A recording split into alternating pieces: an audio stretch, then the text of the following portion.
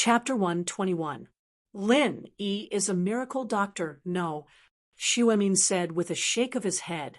Eastern medicine sure is deep and profound, and I've learned a lot from it today. I can't believe that a couple of normal herbs would have such a miraculous effect when put together. I don't know the theory behind it yet, but the fact that it's working on you means that the prescription is real. Then I can take it without worry? Wai Chuan's decision to take the medicine without hesitation was entirely due to his trust in Lin Yi. Who wouldn't trust a man who'd entrust his back to Wai Chuan on the battlefield? What could he possibly do to him? Wai Chuan, however, couldn't help but be shocked at Xu Emin's affirmation of the prescription. The fact that Xu Emin was saying this was proof of how miraculous the prescription was.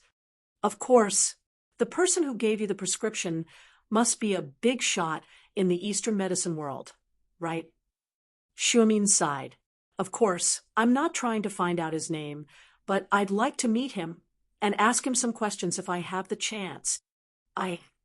Grandpa Guan, I'll pass on your message if I see him again. But Wai Chuan said, troubled. I understand. It's fine if he doesn't want to see me. Ha! I know my place, at least. Miracle doctors are pretty busy. After all, Xu Emin said, understanding.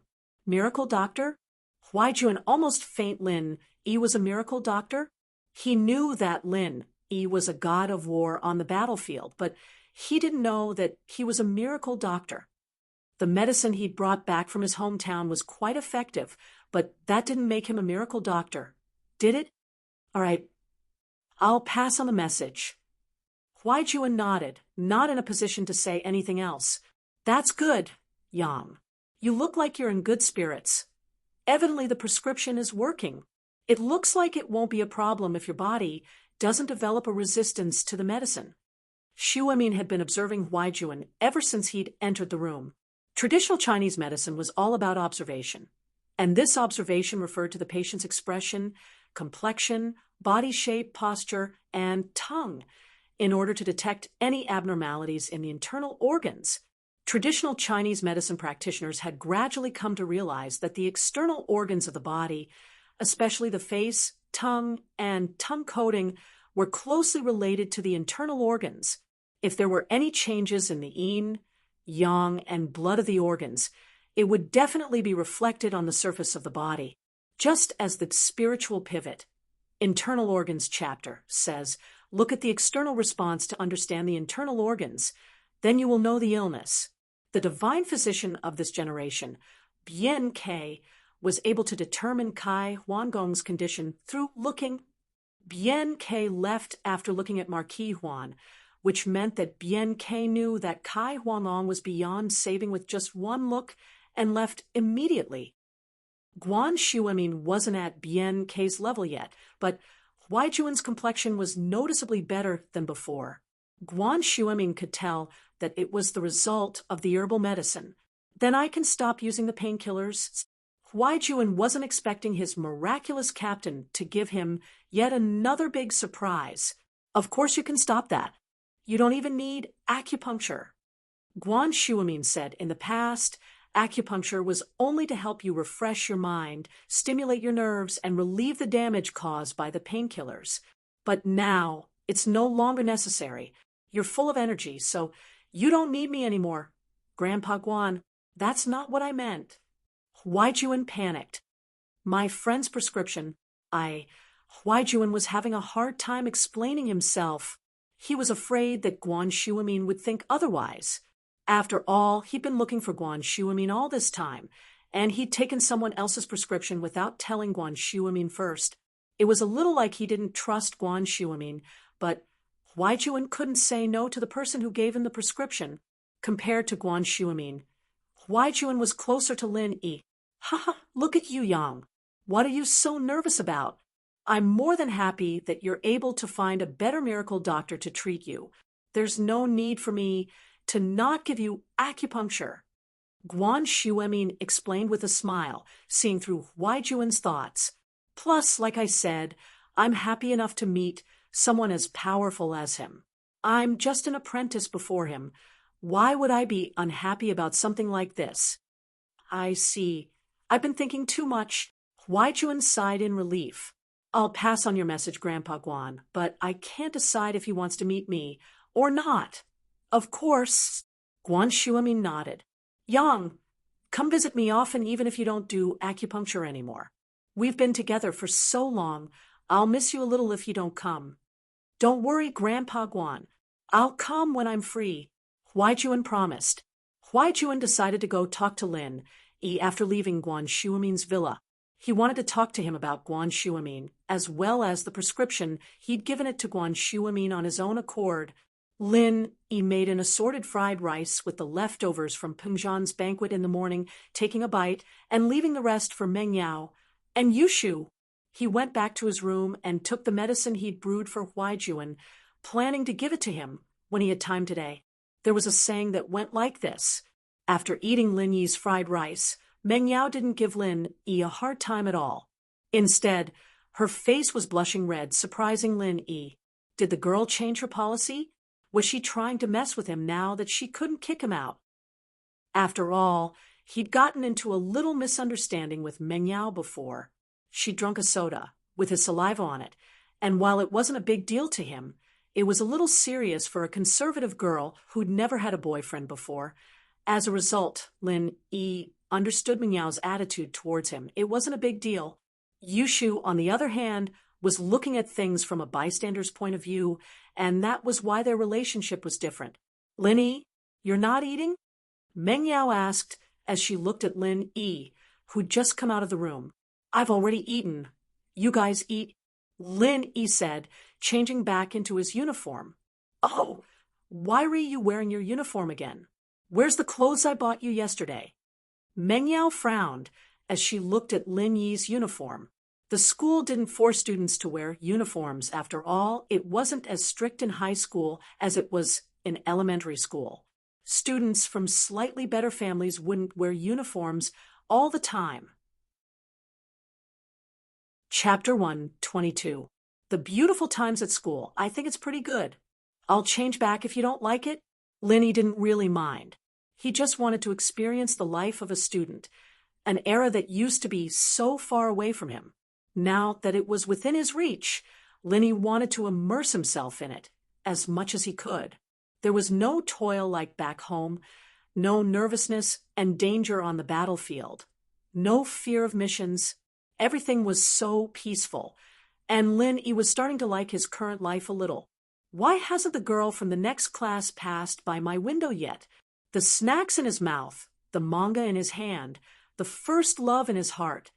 Lin Yi always felt that the life in the song was so far away from him, that he and the character in the song were people from two different worlds. Thinking about it, the beauty from the next class passing by his window, then a little flirting. That should be pretty good, right? As a result, Lin Yi would always read novels about rebirth to reminisce about the past. For example, there was a novel called Fishman 2 called Very Pure, Very Flirtatious Prequel. There was this kind of pure school life in the novel, and Lin Yi could reminisce about it. If the miss and her employer, Pengzhan, didn't object, he could try a pure relationship, like with Tang Yin or with Yushu. HM? Why was he thinking about this bad girl? Lin Yi glanced at Yushu. He had to admit that Yushu was pretty and had a great body as well, but the problem was that she was the Miss' best friend. He decided to let it go, or the Miss would really flip out. Oh, what does it have to do with me whether you change or not? What do you mean I don't like it? Do whatever you want. Meng Yao was a little pissed off at Lin Yi's words. Any other guy would have been more than happy to wear the clothes she bought for him every day. But Meng Yao wanted to say that she liked it when he wore yesterday's clothes, but the words turned into the Miss' pride and self-esteem. She sighed deeply in her heart, blaming herself.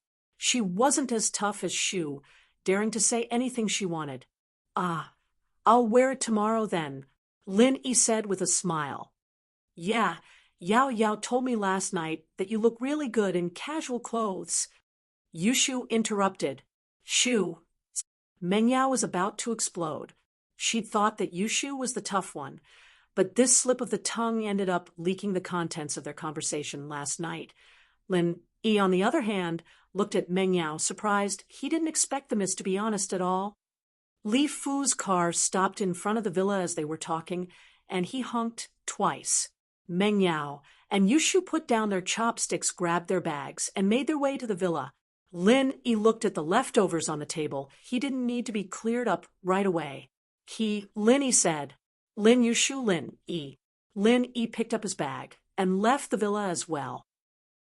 Pengzhan wasn't around this time, and Lin Yi was still in the front passenger seat. The car started moving slowly towards the school, and Lin Yi got out of the car after getting Faubert to stop. Yushu said as she watched Lin Yi's back, "Yao Yao, you're not going to be a good shield if you keep acting like this. Let me think about it. I can't really accept having a boyfriend." All of a sudden, Meng Yao shook her head, a little embarrassed. "It's fake, but other people won't know. What's the point if other people know it's fake?" Yushu was speechless. Lin Yi hadn't even taken 2 steps when he heard someone calling out to him. He turned around to see Kong Xiaobo sprinting towards him. Tang Yin? It seemed that the 2 of them took the same bus. "Boss, what was that car just now?" Kong Xiaobo had seen Lin Yi get out of a luxury car. He wasn't able to see what the car was from a distance, but it looked like it was at least 1,000,000 yuan. "Oh, a friend's. He was passing by, so he gave me a ride." Lin Yi said faintly. Meng Yao didn't ask him to say anything, and Lin Yi wouldn't say anything. It was better this way. He was still thinking about developing a pure relationship, and if people found out that he was the Miss Follower. "Oh, it looks like a pretty cool car," Kong Xiaobo said, a little envious. He suddenly slapped the back of his head and lowered his voice mysteriously. "Boss, guess who I took the same bus with today?" "Tang Yin," Lin Yi said. "Ugh." Kong Xiaobo blinked. "How did you know? Wasn't she not far behind you?" Lin Yi smiled bitterly. "I'm not blind. It was supposed to be something exciting, but now that you put it like that, it seems normal." Kong Xiaobo's face was gloomy. "I wasn't excited at first," Lin Yi said. "Tang Yin's a little prick. Whoever messes with her will be unlucky." "What did you say, Lin Yi?" Tang Yin saw Kong Xiaobo, Lin Yi's follower, the moment she got on the bus, but she didn't pay attention to him. When he got off the bus, she saw that he had bumped into Lin Yi, so she focused her attention on Lin Yi. Tang Yin saw the scene of Lin Yi getting off the luxurious car. She snorted at his explanation to Kong Xiaobo that it was a friend's car. Wasn't he just a rich young master pretending to be poor at school? He was wearing high-end casual clothes yesterday, and today he was wearing a school uniform. Humph! Tang Yin thought that Lin Yi was a hypocrite. When she heard Lin Yi and Kong Xiaobo talking about her, Tang Yin's ears perked up. It wasn't until Lin Yi started talking about her that Tang Yin subconsciously blurted out. She regretted it after saying it. She didn't want to have too much interaction with Lin Yi. Tang Yin didn't deny that Lin Yi looked manly, but it didn't mean that he was manly. It was a unique charm, and Tang Yin wasn't blind. She was much stronger than Zoroaming. But Tang Yin understood that rich young masters like him treated women like toys. She'd seen too many examples of this. Her childhood playmates were one of them. Tang Yin felt a wave of sadness and helplessness every time she thought about her boyfriend abandoning her, who asked her family to be the weaker group. She couldn't just go to the young master's house and cry. Could she? They might not even open the door. Lin Yi didn't think that Tang Yin would care about his conversation with Kong Xiaobo.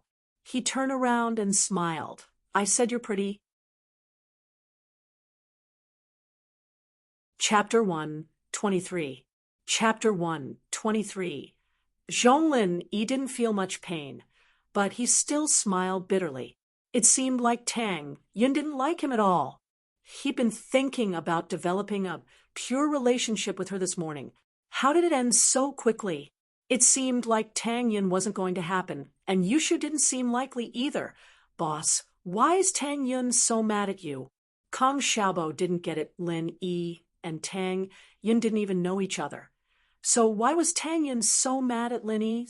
Wouldn't the problem be solved if I knew? Lin Yi explained, speechless. That's true. Boss, do you think Tang Yin likes you? Kong Xiaobo said, all of a sudden, likes me? What do you mean? Lin Yi paused as he looked at Kong Xiaobo. Stunned, I heard that there's a guy from a few years ago, a girl in his class. She liked him a lot, and she'd always cause trouble for him. Whenever he skipped class or something, she'd give him a scolding. Xiaobo said, do you think Tang Yun's the same? Lin Yi rolled his eyes. Couldn't you be serious? That's possible, but Tang Yun's only known me for 2.5 days. Does she like me already? Is that even possible? Lin Yi shook his head. If that was the case, then the miss would look for trouble with him all the time. Does that mean she likes me too? That's true. Kong Xiaobo laughed dryly as he walked with Lin Yi to school. Kong Xiaobo pointed at something not far away when they were almost at the school gates. Boss, look, it's Meng Yao and Yushu. Oh. Lin Yi hadn't been paying attention to Meng Yao and Yushu, so he wasn't surprised. Boss, look at the car they are in. It seems to be the same car as the one you were in just now. Kong Xiaobo's ability to discover was still very strong. Really? It's different, isn't it? Lin Yi said with a laugh. Let's go. Don't mind them. That's true. It's too far away from us. It's not practical. Kong Xiaobo sighed. I have experienced the feeling of being high and mighty as a rich man. Lin Yi didn't know why Kong Xiaobo suddenly sighed with emotion. However, Kong Xiaobo's family conditions were not particularly good, but not bad. It could only be said to be average. So what did he mean? However, in order to keep Kong Xiaobo's attention away from the car, Lin Yi didn't ask much and quickened their pace into the school. A Mercedes-Benz S600L stopped in front of the school. It was quite a distance away from Faubert's Bentley, but it didn't get too close. That old man Li Fu's car is in front of us. Don't you remember what I said? Zhong Fabai glared at his son in the front passenger seat and lectured him in exasperation. I remember, Dad. Pin Liang replied carefully. I won't poke my nose into other people's business anymore. The other people's business he was talking about, of course, was Lin Yi's business. He didn't dare say that he was the one causing trouble for Lin Yi. Instead, he blamed Naipeo for Lin Yi's trouble. Naipeo's foot was stepped on by Lin Yi, so he went to get revenge. This way, he would be able to reduce some of the responsibility.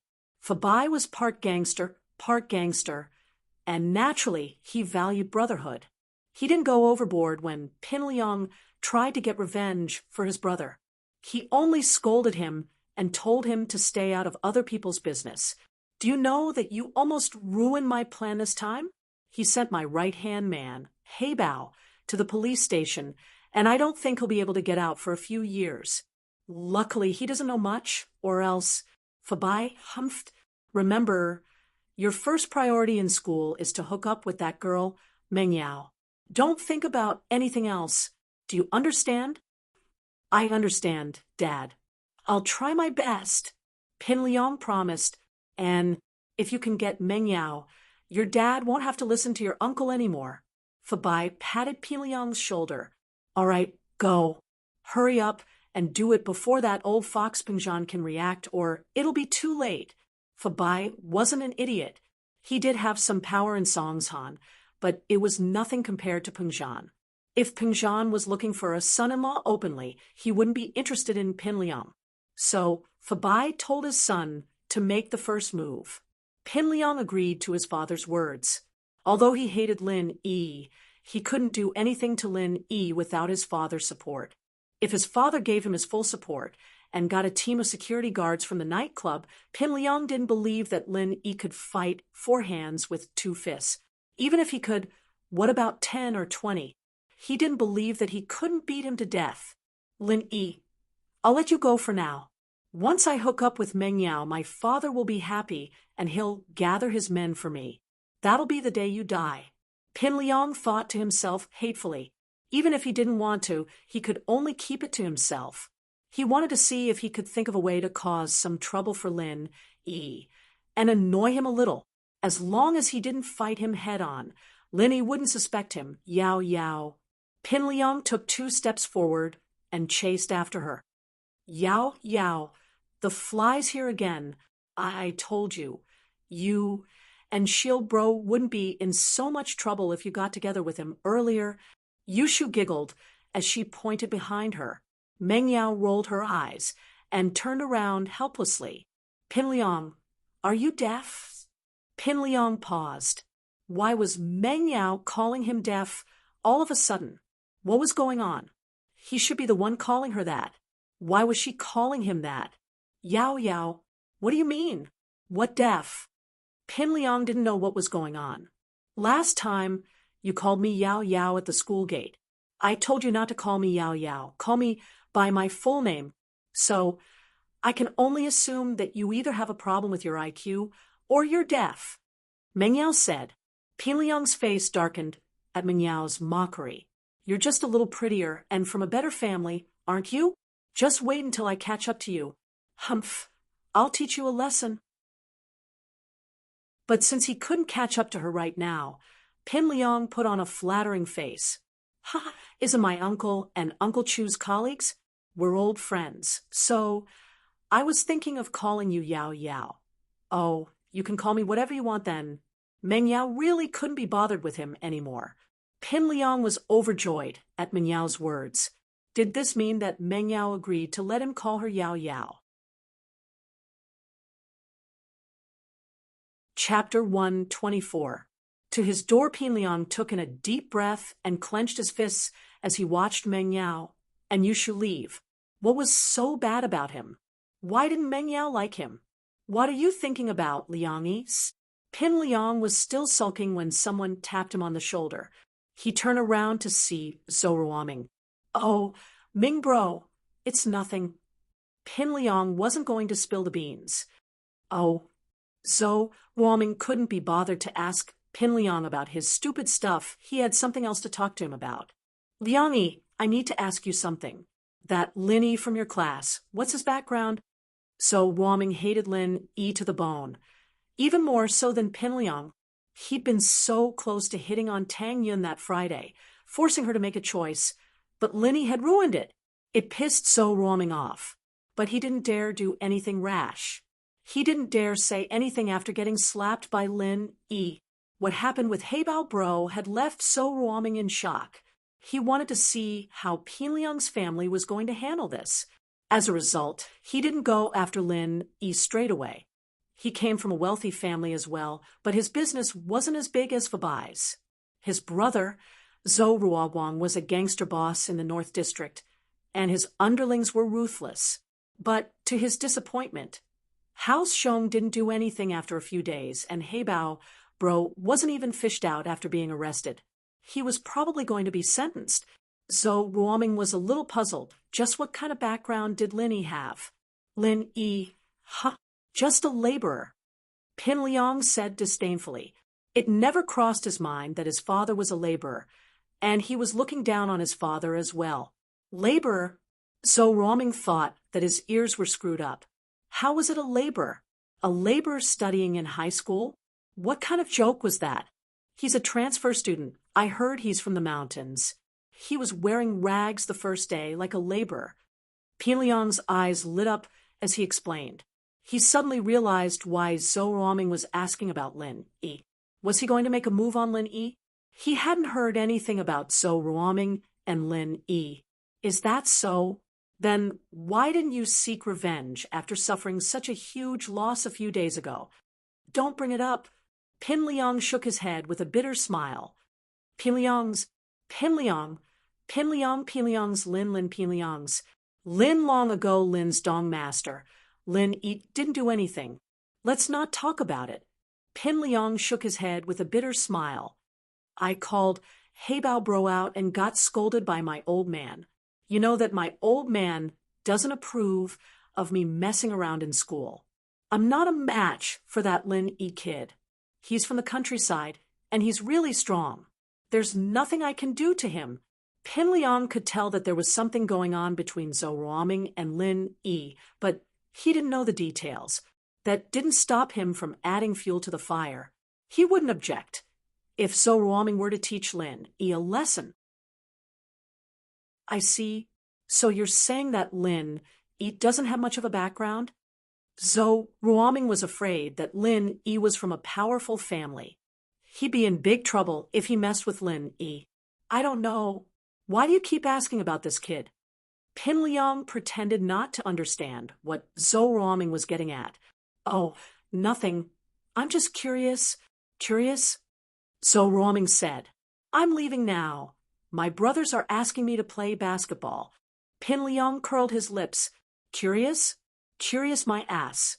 But it seemed like Zhou Ruoming was going to make a move. That was good news. During the third period, Lin Yi and Kong Xiaobo walked out of the classroom when the dean, Wang Jifeng, walked over in a hurry. His face turned serious when he saw Lin Yi. Lin Yi, come with me. Oh, okay. Lin Yi knew that Wang Jifeng was pretending to be serious in front of Kong Xiaobo. Their relationship was a bit weird, but he couldn't expose it. He patted Kong Xiaobo's shoulder. Go to the restroom first. The dean is looking for me. Okay. Kong Xiaobo was a little worried, but he couldn't ask too much in front of the dean. He could only leave. After Kong Xiaobo left, Lin Yi asked, What's up? Dean Wang, it's like this. This is the case. Captain Yang of the police station's criminal police team is here. He has something to look for you. Wang Jifeng smiled bitterly. I think it's probably because of last week's incident. You should be careful. Don't talk nonsense. Just say that you don't know what he asks you. I will handle the other things for you on behalf of the school. Wang Jifeng took the responsibility for Lin Yi on his own accord. It seemed like he really wanted to build a good relationship with Lin Yi. Part of it was Lin Yi interrupting him the other day, but part of it was Pengzhan. Okay. Lin Yi knew that Wai Jun wasn't here because of last week's incident. It was most likely because the medicine he gave him was working and the guy couldn't help but come looking for him. Still, the timing wasn't bad. If it were any other day, people would be suspicious if a criminal police captain came looking for a student out of the blue. But with last week's incident as a cover, no one would suspect anything. The two arrived at the dean's office, and Wang Jifeng pushed the door open. Captain Yang, I've brought Lin Yi here, but we have to make this clear. You can understand the situation, but I'll have to inform the principal if I want to take him away. Just to understand the situation.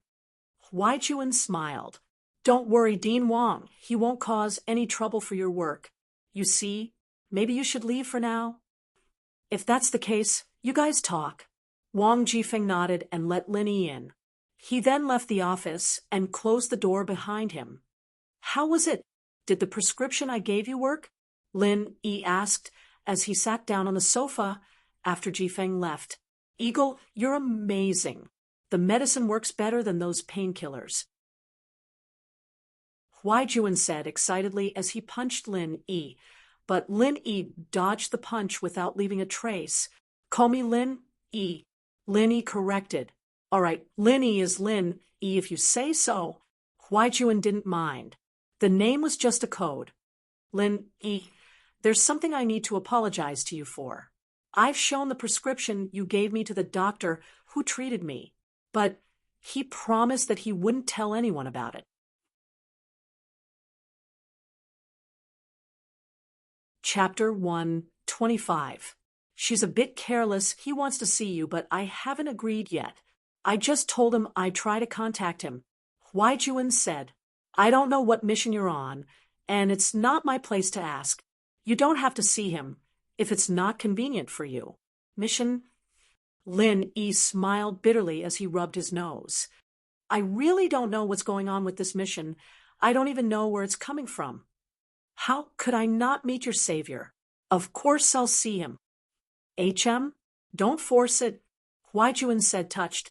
He knew that Lin Yi wasn't the type to get involved in other people's business, and Lin Yi wouldn't have the time to meet a stranger if it weren't for him. What's there to force it? I've got nothing better to do anyway. Lin said with a smile. Plus, I have you as my backup. It'll be easier for me to do things in Songshan. All right then, you set a time. Huai Juan said, not bothering to waste words with Lin Yi. There was no need for words of thanks. It'd be too cliché. Tomorrow, tell Jifeng that he wants me to go to the police station to make a statement. I'll be able to get away that way. Otherwise, it'll count as me skipping school. I don't want to. Lin Yi said, as he pointed at the door. All right, I'll go talk to him later. Huai Juan nodded. It was a small matter. Oh, right. I forgot what I was supposed to be doing. I made you some medicine. Drink it when you get home. Your body'll feel a lot better after the first stage, and I'll give you the second stage medicine. You'll be back to normal in about 3 months. Lin Yi said, 3 months? Huai Juan froze as he stared blankly at Lin Yi. If it's fast, it'll take at least 2 months. Lin Yi said, assuming that Huai Juan thought it was too long. The herbal soup isn't too tasty, but you'll have to bear with it for 2 months. Lin Yi, you're not joking, are you? My body'll be back to normal in 2 months? Like a normal person? Huai Juan was getting a little excited. Seriously? The doctor said that it's already a blessing that my condition hasn't worsened, but I can actually recover? Ugh, so you aren't afraid of drinking medicine? Lin Yi smiled. You still don't believe my words? I do. Of course he believed it. It's just too shocking.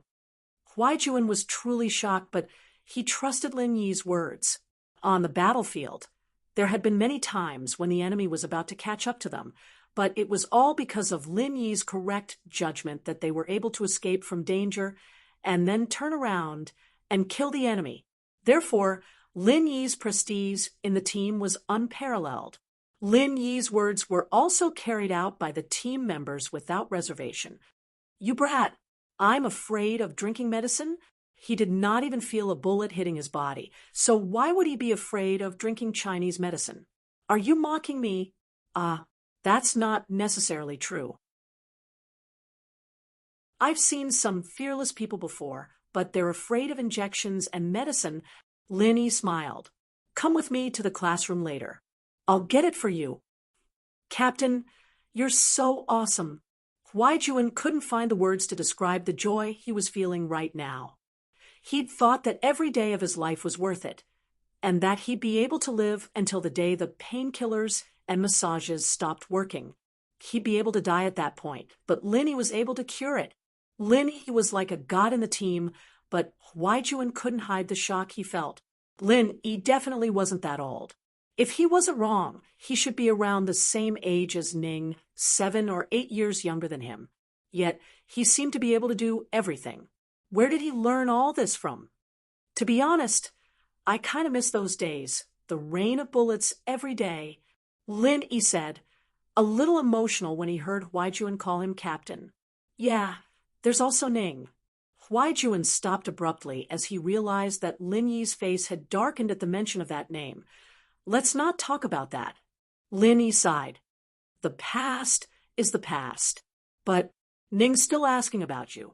Huai Juan said, his heart aching for Ning, but he didn't want to go against his captain's wishes.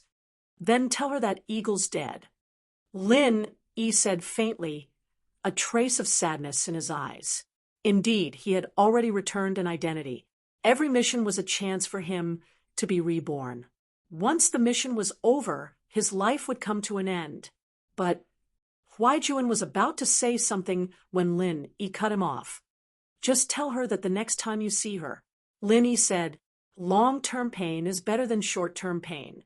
You know very well that we're not meant for each other, and I might die one day. You don't want her to be a widow, do you? Huai Juan lowered his head helplessly. Lin Yi was right. His life was more dangerous than his job as a police. Lin Yi was a god of war. But who could guarantee that a god of war wouldn't die? Then you and Song from our team. Huai Juan said, remembering Lingshan, all of a sudden, Lin Yi's relationship with Lingshan was pretty ambiguous. Would you believe me if I said I had nothing to do with her? Lin Yi smiled bitterly. He didn't think that Huai Juan would have heard about what happened at the hospital. News traveled a little too fast. All right, I believe you. Huaijun nodded. But from a professional standpoint, you two are quite a good match. She's always on the front lines, sticking herself to the most dangerous places. Ha ha, I can tell she's a bit of a tiger. Linny said with a smile. She's actually quite cute. What, you're not going to consider her? The age difference is too big, and she treats me like a big brother. Wouldn't it be dirty of me to have any thoughts about her? Huaijuan said with a smile. Plus, my marriage, it's not up to me to decide. You know that now that I've transferred, my family's treating me as a part of their plan. They'll probably arrange a blind date for me next year, or so. Let's go. I'll get the medicine. Lin, he said as he walked towards the door. Huaijuan quickly followed. Wang Jifeng didn't go far. He waited quietly at the window at the end of the corridor, seeing the door of the academic affairs office open. Wang Jifeng walked over quickly. Captain Yang, how is it? What's the matter? It's cleared up. It's nothing, Lin. He was just defending himself. He'll go to the police station tomorrow to fill in his statement. Huaijuan said with a nod. I'm going to his class with Lin Yi to get some materials. You don't have to go, Mr. Wang.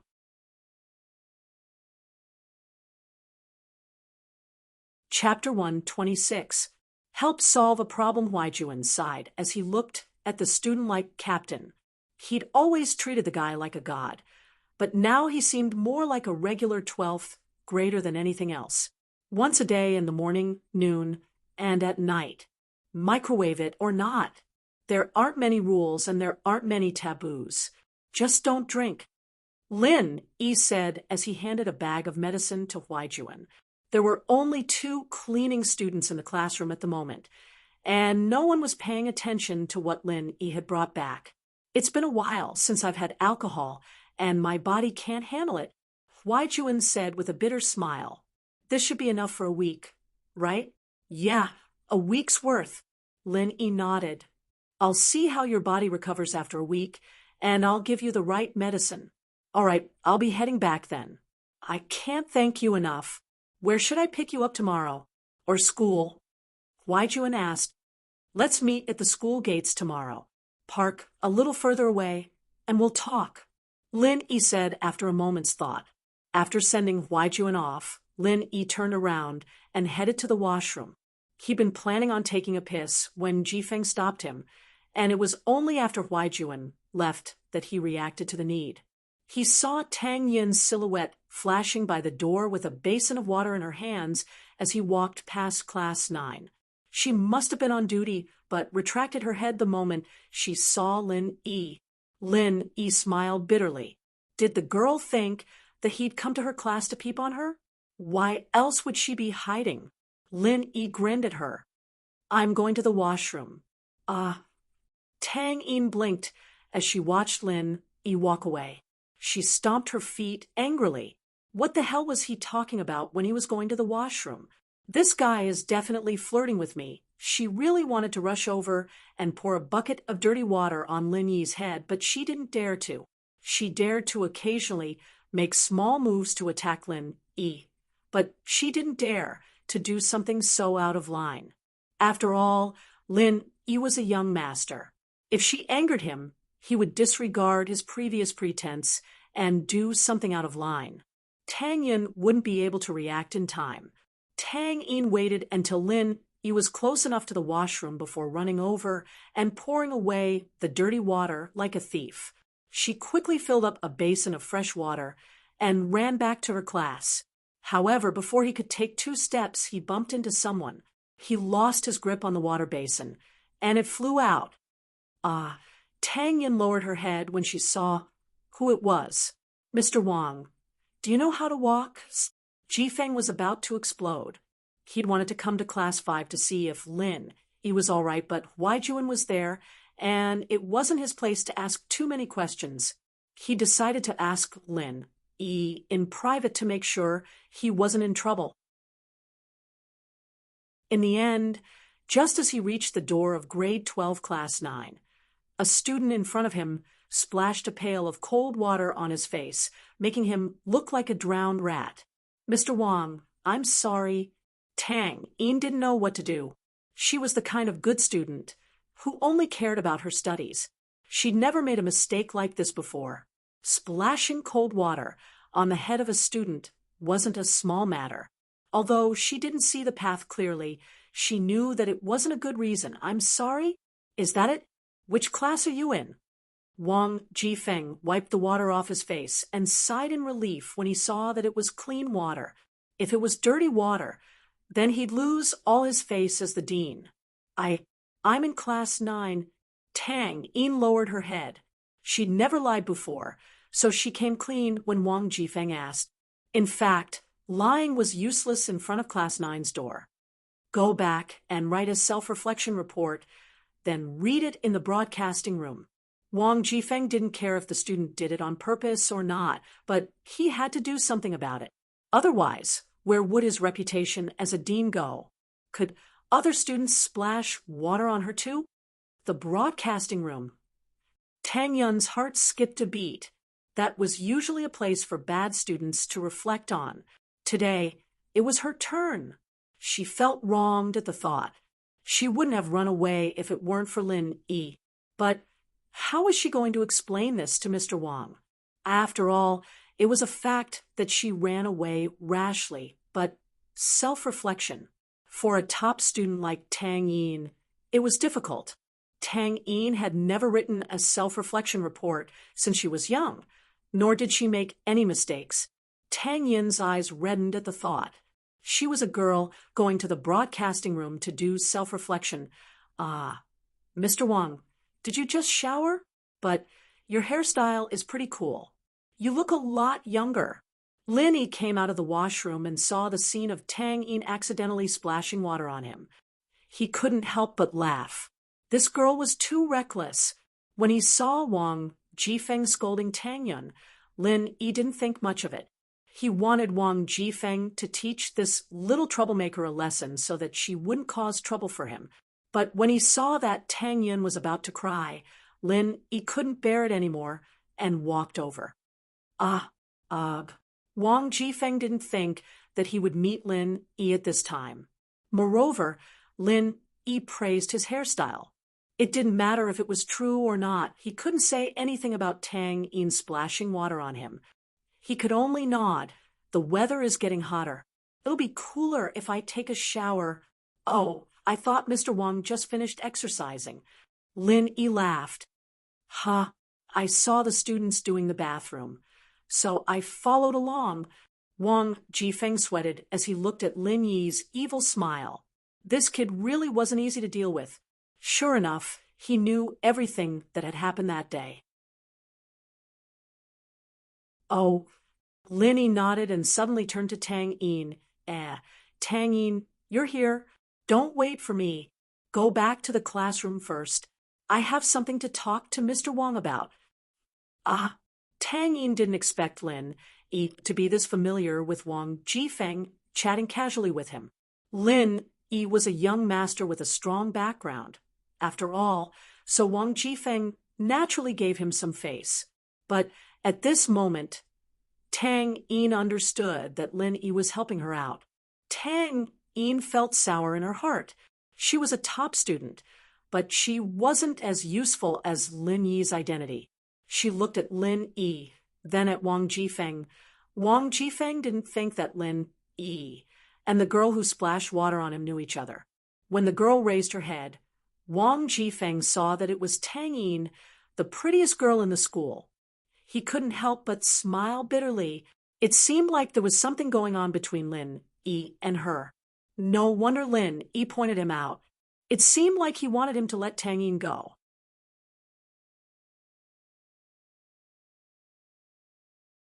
Chapter 1:27. Tang Yin cried. Tang Yin was a little startled, not only because of how easily Wang Jifeng brushed it off, but also because of what he said at the end. He told Lin Yi to look for her later. Was that really what the dean would say? Didn't he hate it when boys and girls got too close together? Why was it today? Tang Yin sighed faintly. Was this all because of Lin Yi's identity? She went back to class absent-mindedly and didn't do anything else. She sat in her seat and quietly thought about the events of the past few days. She didn't know if Lin Yi really liked her or not. She snuck a peek out of the classroom window to see Lin Yi and Wang Jifeng chatting happily. Tang Yin curled her lips. Would you still be able to do that if you weren't a young master? Tang Yin was both afraid and annoyed of Lin Yi. It was fine if he cared about his image, since she could throw a tantrum in front of him and make things difficult for him. But what if he didn't care about anything? Tang Yin didn't dare imagine what he'd do. There were too many unscrupulous young masters in Songshan, and Tang Yin had heard of them before. If it weren't for Songshan's strict school rules, she wouldn't have been able to escape her fate. Fortunately, Songshan's first school was a star private school in the city and even the province. Their enrollment rate had always been one of the best, and the board of directors had powerful backgrounds as well. Those young masters might be unruly, but they didn't dare cross the line in school.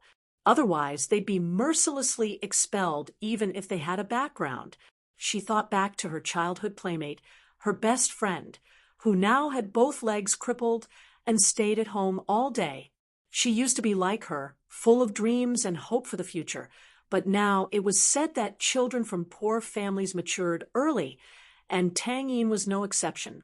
It wasn't that she didn't understand the fickleness of society. What happened to her father made her understand how weak her family was, but she didn't think that those young masters would take pity on her and help her family. Her best friend's boyfriend had said the same thing, saying that he'd help her family get rich and move out of the slums. He'd even boasted in front of her that he'd take care of everything for her family, but what happened after that? Little Tang Yin's heart unknowingly grew wary and guarded against young masters like Lin Yi. Perhaps she was too afraid of Lin Yi, and that was why she did something so extreme to protect herself. But Tang Yin also understood that if Lin Yi were to drop his disguise one day, her little actions wouldn't do anything to Lin Yi and would only provoke him instead. Thinking up to here, Tang Yin regretted provoking him and stepping on his foot. What if he couldn't take it anymore? Tang Yin's mind was a mess until she heard a knock on the window, startling her. She raised her head in panic and saw Lin Yi standing there with his hand on the window. It was obvious that he was the one who knocked. What are you doing? Tang Yin was a little scared. She was just thinking about whether or not Lin Yi could force himself on her, but Lin Yi appeared. Lin Yi pointed at the plastic handle on the window, although he could tell what she was saying from the shape of her mouth. Tang Yin wouldn't be able to hear him. The sound insulation of the plastic window was quite good. Oh, Tang Yin realized that the window was closed and Lin Yi wouldn't be able to hear her. Only then did he cautiously open the window. You seem to be afraid of me? Lin Yi realized that Tang Yin was guarding against him like a porcupine. This wasn't a normal phenomenon. He still wanted to start a pure relationship. He couldn't just let it die like this, right? Why would I be afraid of you? Tang Yin twisted her body unnaturally, distancing herself from Lin Yi. What about you? What do you want? Nothing? Lin Yi felt innocent.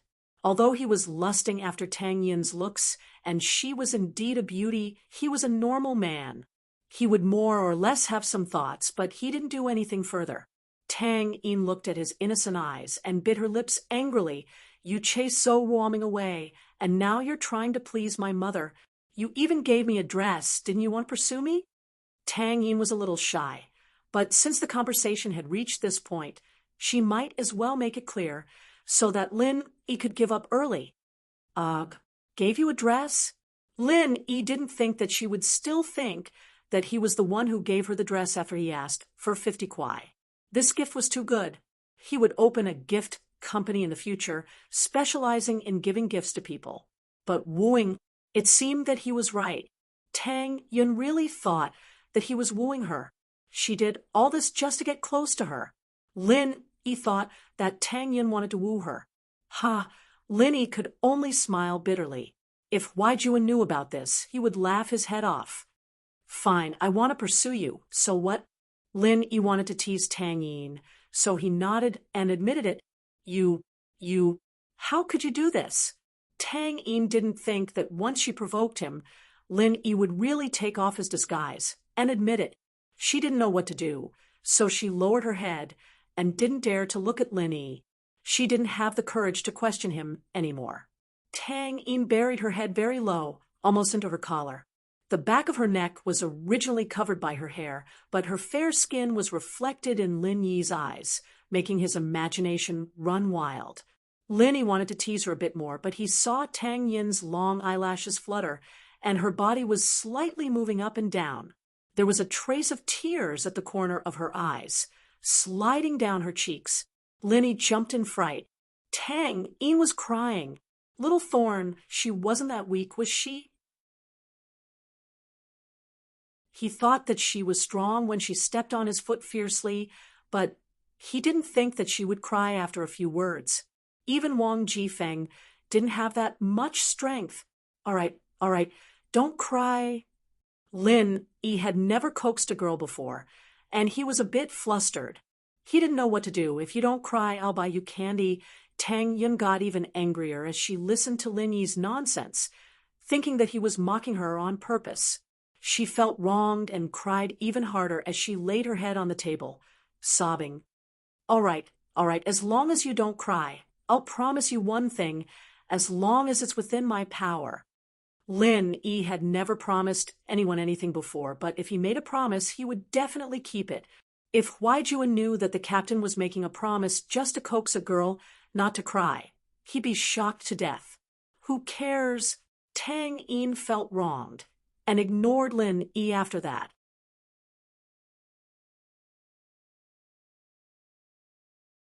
Chapter 128. Barbecue Tips Jifeng didn't really have much to discuss with Lin Yi. He just wanted to ask Lin Yi if Huaijuan was looking for him, just for a statement. If not, he'd ask the principal Ding Bing Gong to step in and take care of the situation. Jifeng was relieved to hear that Tang Yun was fine. He knew that Lin Yi was protecting Tang Yun, so there was no need for him to be the bad guy. His weakness was still in Lin Yi's hands, and while private schools weren't as strict as public schools, it wouldn't end well for him if the board of directors found out about it. Lin Yi had hired him to manage the school with a high salary, not to mess around with women. Jifeng patted Lin Yi's shoulder before he left, telling him not to go overboard with his relationship with Tang Yun, at least not to put him in a difficult position in school. Lin Yi could only smile bitterly, not bothering to explain. He knew that Jifeng wouldn't believe him even if he did. Most of the other students were back in class by the time Lin Yi got back. Pin Liang was talking to Meng Yao about something, but Meng Yao didn't want to talk to him. Pin Liang wasn't discouraged, however. As far as he was concerned, he didn't have any competitors in school yet. He was the only one who was good enough for Meng Yao, so he wasn't worried at all. Lin Yi didn't bother with him either. Harassment like this wouldn't do anything to Meng Yao, so Lin Yi didn't bother with him. Boss, what's up with Mr. Wang? Is it because of the fight the other day? Kong Xiaobo was a little worried. After all, he was involved in the fight. No, it's about my transfer. Lin Yi didn't mention Huaijuan's situation to Kong Xiaobo. Lin Yi couldn't tell him everything. Oh, that's good. Kong Xiaobo nodded. Right, boss, when I was coming back, I saw that Tang Yin's curtains and windows were open. Tang Yin's eyes were red like she just cried. Do you think Zhou Ruoming went to harass her again? How would I know? Lin Yi sweated. Kong Xiaobo's observation skills were quite strong. At lunchtime, Lin Yi planned to go to the cafeteria, but Kong Xiaobo dragged him out for barbecue. I didn't have enough last Friday. I've been craving for 2 days. Mrs. Tang's barbecue could only be described as ordinary. It wasn't delicious, and it didn't have any special recipes. But how much more could you ask for from a street stall? Tang Yin didn't come to help today. The lunch break was actually quite stressful. Many students needed to take the opportunity to take a nap. Otherwise, they wouldn't be able to continue doing their homework in the afternoon. Tang Yin was distracted by Lin Yi today. She planned to take a break at noon to calm down. Otherwise, she wouldn't be able to focus on her studies. The barbecue stall wasn't very popular at lunchtime, and there wasn't anything special about it. The school had a cafeteria, and the number of students eating, there was still quite a bit. Mrs. Tang had just finished grilling 2 tofu rolls for a female student when she raised her head and saw Lin, Yi, and Xiaobo. A smile appeared on her face. Lin, Yi, you brought a classmate here to eat. Yeah. Lin Yi was a bit embarrassed. It was Kong Xiaobo who wanted to eat, but it turned out that he was the one bringing a classmate. Tang Yin had just said that he was using the opportunity to please her mother. Ani, how's business? It's a Monday. Mrs. Tang shook her head. There aren't many people today. We just opened not too long ago. Come, sit. What do you want to eat? I'll prepare it. 20 mutton skewers, 2 lamb chops, 2 chicken necks, 2 tofu rolls, 2 bottles of beer. The same as the last 2 days. Kong Xiaobo was the type of person who didn't like to change the way he ate. Let's skip the beer. We still have class in the afternoon. Lin Yi had Wang Jifeng as his backing, but since he decided to enjoy his student days, Lin Yi didn't want to be too special. Lin Yi could drink like water, but Kong Xiaobo couldn't. I'll skip it then. Kong Xiaobo scratched his head. He wouldn't dare drink without Lin Yi's encouragement. Mrs. Tang was a bit surprised. Wasn't Lin Yi one of the big 4? He taught Zhou Ruoming a harsh lesson on Friday, and it wasn't fake. Why was he so hesitant to drink a bottle of beer? Zhou Ruoming and the others wouldn't care about that, right? They could drink whenever they wanted. But thinking about it, Mrs. Tang realized that Lin Yi didn't have the bad habits of those bullies. He was respectful even when he disagreed with her. It seemed that rich families had good upbringing as well. After all, not all of them were like Zhou Ruoming, arrogant and overbearing. Mrs. Tang had a good impression of Lin Yi the last few times she saw him. Soon, the barbecue was served. They were the only one at the table, so they didn't need to wait. As Kong Xiaobo dug in, Lin Yi picked up a chicken neck skewer and took 2 bites. Then he said to the bored Mrs. Tang, Annie, you can actually make the chicken neck New Orleans flavored. That would make it a specialty, and your business would be better. That's true, but I don't know how to do it. Mrs. Tang smiled bitterly. It's just a small stall. What's so special about it? That's not necessarily true. A lot of stores start small. Lin Yi said, actually, you don't need a recipe. You can buy the marinade online. If you don't know how to go online, you can ask Tang Yun to buy it for you. When Lin Yi was living with that greedy old man in the mountains, he often bought things for him online. Oh, really? Wouldn't it be expensive? Mrs. Tang didn't know much about this, but she was a bit tempted by Lin Yi's words. Who didn't want to have a better business? It wouldn't be expensive, but it would definitely increase the cost. Lin Yi said, but if you don't think it's troublesome, you can make it yourself. I've studied the recipe, and I'll write it out tonight. I'll bring it to you tomorrow. It's just some sugar, chili, and other common seasonings. You can buy it at the wholesale market. That's great. Thank you in advance. I'll make it myself. It's a small business, and I don't make much money. Mrs. Tang was a bit excited. She didn't expect Lin Yi to have studied the recipe. It's nothing. It's just a small matter. Lin Yi shook his head. Then I'll ask Yin to get it for you tomorrow. I'll treat you when I make it. Mrs. Tang's impression of Lin Yi was even better now. The more she looked at him, the more she felt that Lin Yi was a good kid. Although he came from a good family, he was never arrogant or despotic. He was polite to people, but she had never seen Lin Yi's arrogance before.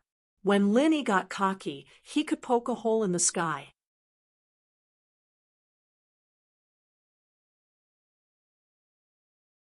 Chapter 129. Kick you if you get in the way, boss. You're saving the country in a roundabout way. Heh. It looks like Tang Yun's mom has a good impression of you. Kong Xiaobo said as he looked at Lin Yi. Heh. Changing the recipe will bring you closer to Tang Yun's mom. I see you eating barbecue all day, and I don't think it's very tasty. You can eat it yourself if you change it up, Lin Yi said as he slapped Kong Xiaobo's head. What are you thinking? Ha, nothing, nothing. Kong Xiaobo shook his head. You can eat it yourself if you change it up. Lin Yi shook his head with a smile, not replying. From Kong Xiaobo's point of view, he was pursuing Tang Yun, wasn't he? But Lin Yi didn't explain. He'd already made such a bold statement in front of Tang Yun today, and it wouldn't be right to explain himself. It was lunch break, and the third years were quiet. It wasn't as noisy as the first and second years. Lin Yi and Kong Xiaobo stood at the window at the end of the hallway. The March sun was bright but not hot, and it felt warm when it touched their bodies. The trajectory of his life had changed ever since the old man had given him that strange mission. His original self belonged to a tense and dangerous world, but now it was peaceful and warm. Boss, it's so warming with Pin Liang, Kong Xiaobo said as he pointed at the basketball hoop. Lin Yi looked over and saw Zhou Ruoming and Pin Liang talking about something. Both of them were standing sideways, and Lin Yi couldn't see what they were saying. He didn't have X-ray vision or anything like that, and he wouldn't be able to see what they were talking about. What does Zhou Ruoming's family do? Because of Tang Yun, Lin Yi knew that it was inevitable that he would clash with Zhou Ruoming in the future. Friday was just the beginning. Zhou Ruoming. His father is a real estate developer. He used to be a contractor. I heard that he is very black-hearted and often owes his workers their wages. Kong Xiaobo said. However, Zhou Ruoming's brother, Zhou Ruoguang, is a gangster leader in the Northern District. As long as the workers are harassed, Zhou Ruoguang will bring his men to beat them up. After beating them up, the workers don't dare to come again. Oh, you seem to know quite a lot about this. Lin Yi said, curious. Zhou Ruoming wasn't in his class, but Xiaobo knew. Zhou Ruoming always brags about these things. This is also the reason why he is popular in school. Kong Xiaobo explained. Most people in school know about his glorious history. This guy isn't afraid that someone will mess with his family. Lin Yi curled his lips. Gangsters? Huai Juan will teach his brother a lesson someday, and he'll behave. As they spoke, they saw Zhou Ruoming and Pin Liang separate. Zhou Ruoming walked out of the school, while Pin Liang walked towards the building. In fact, Zhou Ruoming only wanted to confirm Lin Yi's background with Pin Liang. Zhou Ruoming couldn't just let it go like that after what happened on Friday. If he didn't get his revenge, he wouldn't be able to stay in school anymore. He wanted to talk to his brother Zhou Ruoguang and see what he should do. Lin Yi and Xiaobo returned to the classroom to find Meng Yao and Yushu watching their MP4S as usual. Pin Liang, on the other hand, had moved a chair to sit beside Meng Yao, a silly grin on his face. Who knew if he'd be able to understand the animations on the MP4S? Yushu pointed at Pin Liang when she saw Lin Yi. Lin Yi realized that he and Yushu were getting more and more in sync. If she weren't Meng Yao's best friend, Lin Yi wouldn't mind flirting with her a little. It'd be a worthwhile trip for him. Yushu thought that Pin Liang was too annoying, and she couldn't chase him away, no matter how hard she tried. Since Lin Yi came in, Yushu used Lin Yi's hand to chase Pin Liang away. Lin Yi smiled and nodded, walking quickly to Pin Liang. Pin Liang seemed to have sensed that Lin Yi didn't come with good intentions, but he sat there, not thinking about what reason Lin Yi had to deal with him. Pin Liang didn't think that he'd offended Lin Yi in the past few days. Lin Yi didn't care what Pin Liang thought. He walked over and kicked the leg of the chair Pin Liang was sitting on, flipping it over and sending Pin Liang sprawling on the ground. Don't block the way. Lin Yi didn't even look at Pin Liang as he stepped over him. Silence. Deathly silence. Although the classroom was originally very quiet during the lunch break, there were still people whispering. But at this moment, everyone raised their heads and looked at the scene in front of them in astonishment. Before Lin Yi transferred, Pin Liang was the bully in the class, but everything changed after Lin Yi came. The scene in school made everyone respect Lin Yi And what happened today made them feel that Lin Yi was a spoiled brat, just because he was in the way, and that wasn't even a reason. He sent Pin Liang sprawling on the ground. Who in the class or even the school would have the guts to do that? Even Zhou Ruoming, one of the big four, wouldn't be this arrogant, right? Lin Yi, Pin Liang's eyes flashed with hatred. He didn't want to give up. He wanted to jump up and fight Lin Yi, but he didn't dare. Pin Liang clenched his fists tightly, his heart filled with humiliation and helplessness. Lin Yi, just you wait. Zhou Ruoming will take care of you. You can be arrogant for a few days first. Pin Liang quietly got up from the ground, put his chair back on his seat, and sat back down. Meng Yao looked at Lin Yi's back in shock. This guy was a natural-born violent maniac. That kick was fierce, but it was stylish. Men like this gave her a sense of security. Yao Yao, did you notice that Shield Bro is really handsome? Yushu gave a thumbs up, admiring Meng Yao. Shu, are you charmed by him? Meng Yao saw Yushu's infatuated expression and felt a little uncomfortable. Hee, a little, but don't worry. Yao Yao, I won't fight with you. Yushu giggled. Your choice is my choice. Meng Yao didn't know whether to laugh or cry as she knocked Yushu's head. She didn't know what Yushu was thinking. Why was she still so passionate about the past? Was it because of Lin Yi, or was it because of her? Meng Yao didn't know. It was just a weird feeling. Was it you who made Lin Yi do that? Meng Yao whispered. Ah, you saw it. Yushu blinked. I didn't do it for your own good. It's so annoying to see him laughing like an idiot. You beat him, but Shu, you need to watch your image. If Lin Yi keeps doing this, he'll probably be expelled in a few days. Do you think he has a strong background like everyone else? Meng Yao smiled bitterly.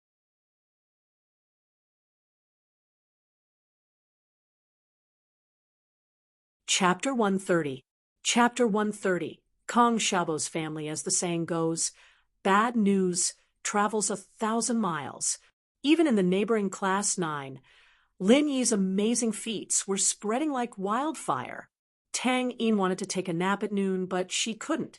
Her mind was filled with Lin Yi's despicable smile. She rubbed her sore temples and the corners of her eyes, which were red from crying. She lifted her head, wanting to read a book, when she heard someone talking about Lin Yi's name. Tang Yin's heart tightened. She didn't know why she was concerned about the name. Was it because she was afraid that people would talk about Lin Yi chasing her? Did you know? When I went to the washroom just now, I saw the new transfer student from 12th grade, Class 5, kick Pin Liang's chair over.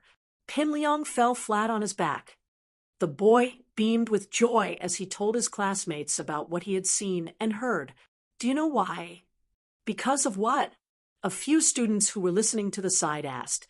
Life in the 12th grade was simple and ordinary, so the occasional exciting news was enough to keep everyone happy for a while.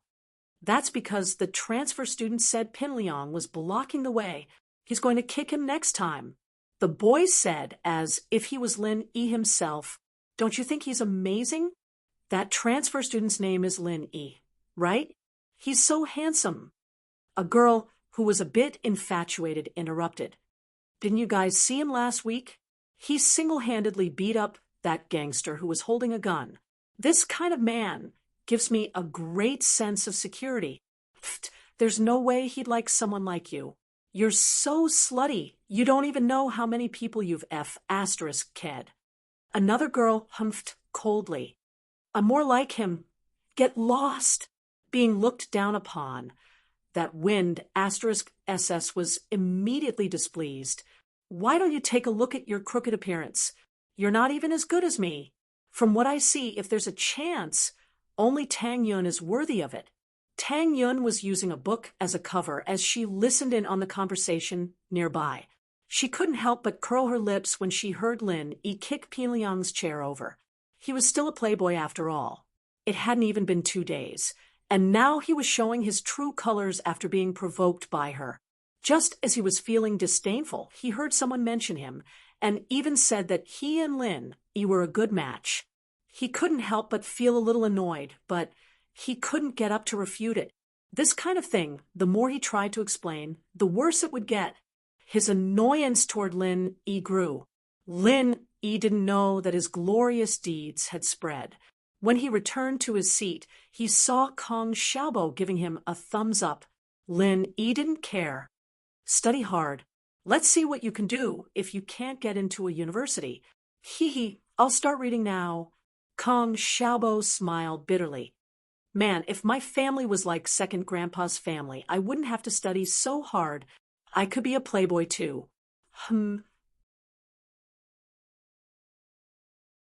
Lin Yi heard Kong Xiaobo talk about his family for the first time. Your second grandpa? What kind of person is he? Is he powerful?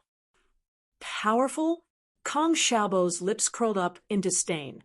He's just a scumbag who took someone else's stuff to get rich.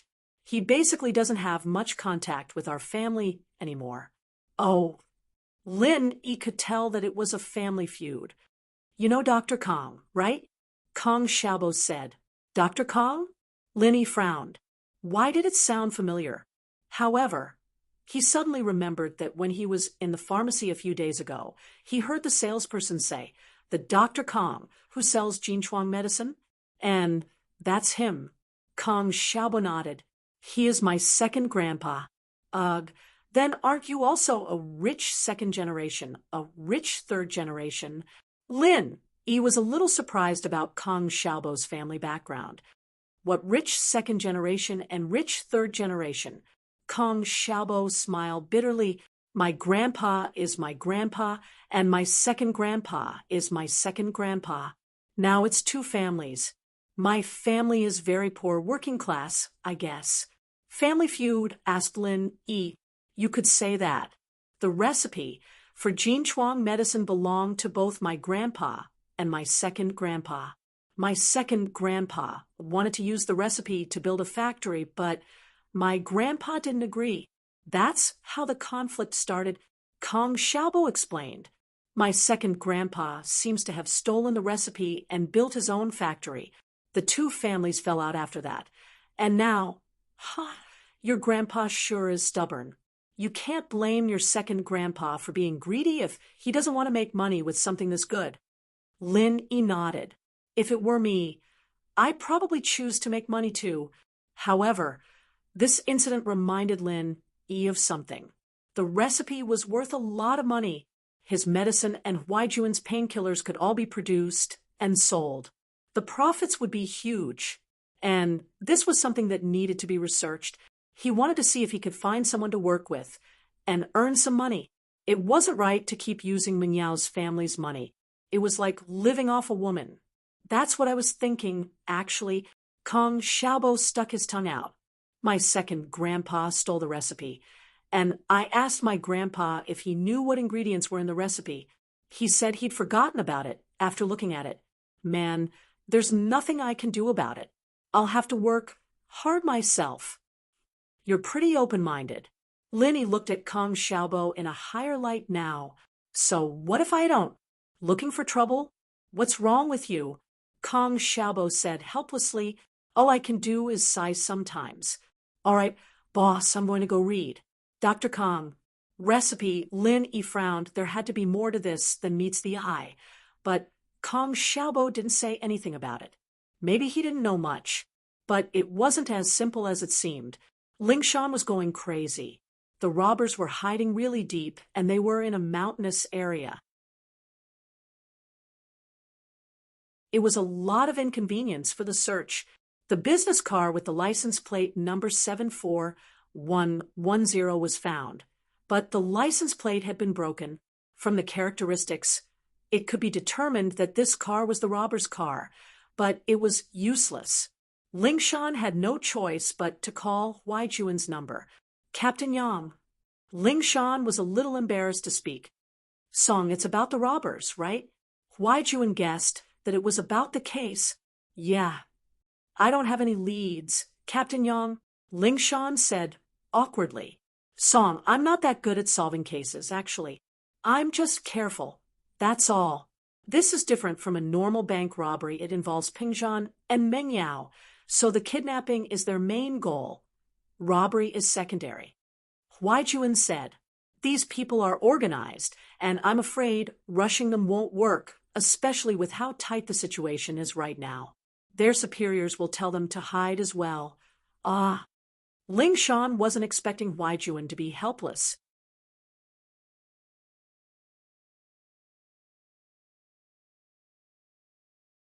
Chapter 131. Ling Shan, troubled Huai Juan's reminded Ling Shan that the suspect had been missing for a couple of months before being arrested. "Captain Yang, you're saying—" Ling Shan wasn't sure. "This case can wait." When the suspect lets his guard down, Huai Juan said, "You won't be able to rush it otherwise." "Ugh, Captain Yang, but I've already signed a military order with Captain Chen," Ling Shan said, troubled. She wouldn't have signed a military order if she'd known that the case was this complicated. Wasn't she just asking for trouble? "I see." Huai Juan was speechless. Ling Shan really was brave enough to take responsibility for her doing. Even he didn't dare do something like this. This case was complicated, and the interests involved weren't as simple as they seemed on the surface. Who was Peng Zhan? He was a member of the Provincial Political Consultative Committee, a celebrity entrepreneur in the province. Not only did he have a wide network of contacts, but he was also friends with the military's House Chin. Someone dared to touch his daughter with a background like that, and it went without saying that this person's background and power were beyond imagination. Normal people would be looking to die if they dared to touch Peng Zhan, but people who dared to touch Peng Zhan's people had to be on an even higher level. Even with Huai Juan's family background, they wouldn't want to mess with someone like that. This was a very difficult case to handle. "Song, you're a little too hasty with that military order," Huai Juan said. There was no point in pouring cold water on Ling Shan right now, but he had to at least give her some time to prepare herself. Someone who dared to touch Peng Zhan's daughter, you should know what kind of person this is, right? This is a conflict of interests on an even higher level, and those robbers are just pawns. They're not hard to deal with, but the people protecting them are. At the very least, it'll be very hard for us to find the robbers before we lose their protection. Once this blows over, and these people give up on the robbers, it'll be easy for us to find them. Ling Shan was a little reckless, but she wasn't stupid. She understood what Huai Juan was saying. She shouldn't have signed a military order with the director at all. She should have just told the director about it, and the director wouldn't give her a hard time. But the order had already been made, and it wouldn't be appropriate for her to say something like that. No matter what, Ling Shan had to hold on. "Captain Yang, Ling Shan didn't want to give up halfway. Even if she missed the appointed time, it wouldn't be a big deal, and the director wouldn't really do anything to her, but her position and reputation in the police station would drop as well. If you really want to solve the case, then listen to me and ask Lin Yi. Maybe there will be unexpected results." Huai Juan gave her a reminder, but it wasn't up to Huai Juan to decide whether or not Lin Yi would help her. "Lin Yi, can he help me?" Ling Shan didn't think much of it the first time, but the second time, she knew that Huai Juan wasn't the type of person to say things he didn't mean. He wouldn't say things he didn't have any evidence to back them up. Maybe. Huai Juan smiled. "If he really wants to help you, I understand. Thank you, Captain Yang." Huai Juan's words were very clear, and Ling Shan naturally didn't want to keep asking. She hung up the phone with a frown on her face. Lin Yi. Just who was this person? According to Li Fu, this was a follower hired by Peng Zhan to play with the miss, or perhaps a personal bodyguard. The fact that he was able to bring Meng Yao out of the kidnappers without a scratch meant that he had some skills, but would he be able to help Peng Zhan solve the case and arrest the kidnappers? And why was Captain Yang trying so hard to get this person? Just what kind of ability did this person have to make Captain Yang take a liking to him? All of a sudden, Ling Shan remembered something strange. That day, when she brought Lin Yi to the police station, they bumped into Huai Juan on the way, and Huai Juan acted like he'd seen a ghost. He'd gotten all excited when he saw Lin Yi calling him Eagle nonstop. Lin Yi didn't admit to it, and even mocked Huaijuan, but the two talked for a long time in the office afterward. She asked Huaijuan about it afterward, and Huaijuan didn't say anything, only saying that he'd released Lin. Lingshan didn't think much about it at the time, but now that she thought about it, Huaijuan's attitude was a little strange. Huaijuan wasn't a reckless man. So what kind of person did he think Lin Yi was to make him so emotional, to the point of losing his composure in front of Lingshan? From the looks of it, there had to be something wrong with Lin Yi, but she didn't know about it. Huaijuan didn't tell her about it either. Huaijuan only helped her when she was in trouble. Lingshan felt a wave of bitterness when she thought about Lin Yi, asking her to beg him. With their relationship now, it'd be good enough if Lin Yi didn't mock her, let alone help her. She'd never offend him in the first place if she'd known that he was useful. Lingshan hesitated for a long time before deciding to increase her search efforts. Asking her to beg Lin Yi was the same as killing her. She could imagine how much Lin Yi would mock her. Lin Yi hadn't been nice to her since the first day she met him, saying that she'd gotten in through the back door. If she went to beg him now, wouldn't he say that she was useless, and that she'd gotten in through the back door? She couldn't even solve a case, and now she had to ask for help? What happened at the hospital only deepened the conflict between the two. She just wanted to teach him a lesson, but who would have thought that it'd turn into a flirtatious drama? She really regretted it. Lingshan sighed. Why was she so unlucky? She was the instructor of the Rampage Special Forces, and yet she'd fallen into the hands of a little man. How embarrassing was that? Wouldn't her old comrades and students laugh their heads off if they knew that Instructor Song was being looked down upon? That wasn't even the second. The most frustrating thing was that she'd grown up in the compound, and all the boys around her had always been obedient to her. She'd never been taken advantage of like this before. Asking her to beg Lin Yi was the same as lowering her head to Lin Yi. When had she ever lowered her head to anyone? Lingshan was conflicted, and so she vented her anger on her underlings, ordering them to increase their search efforts day and night. They had to find the culprit.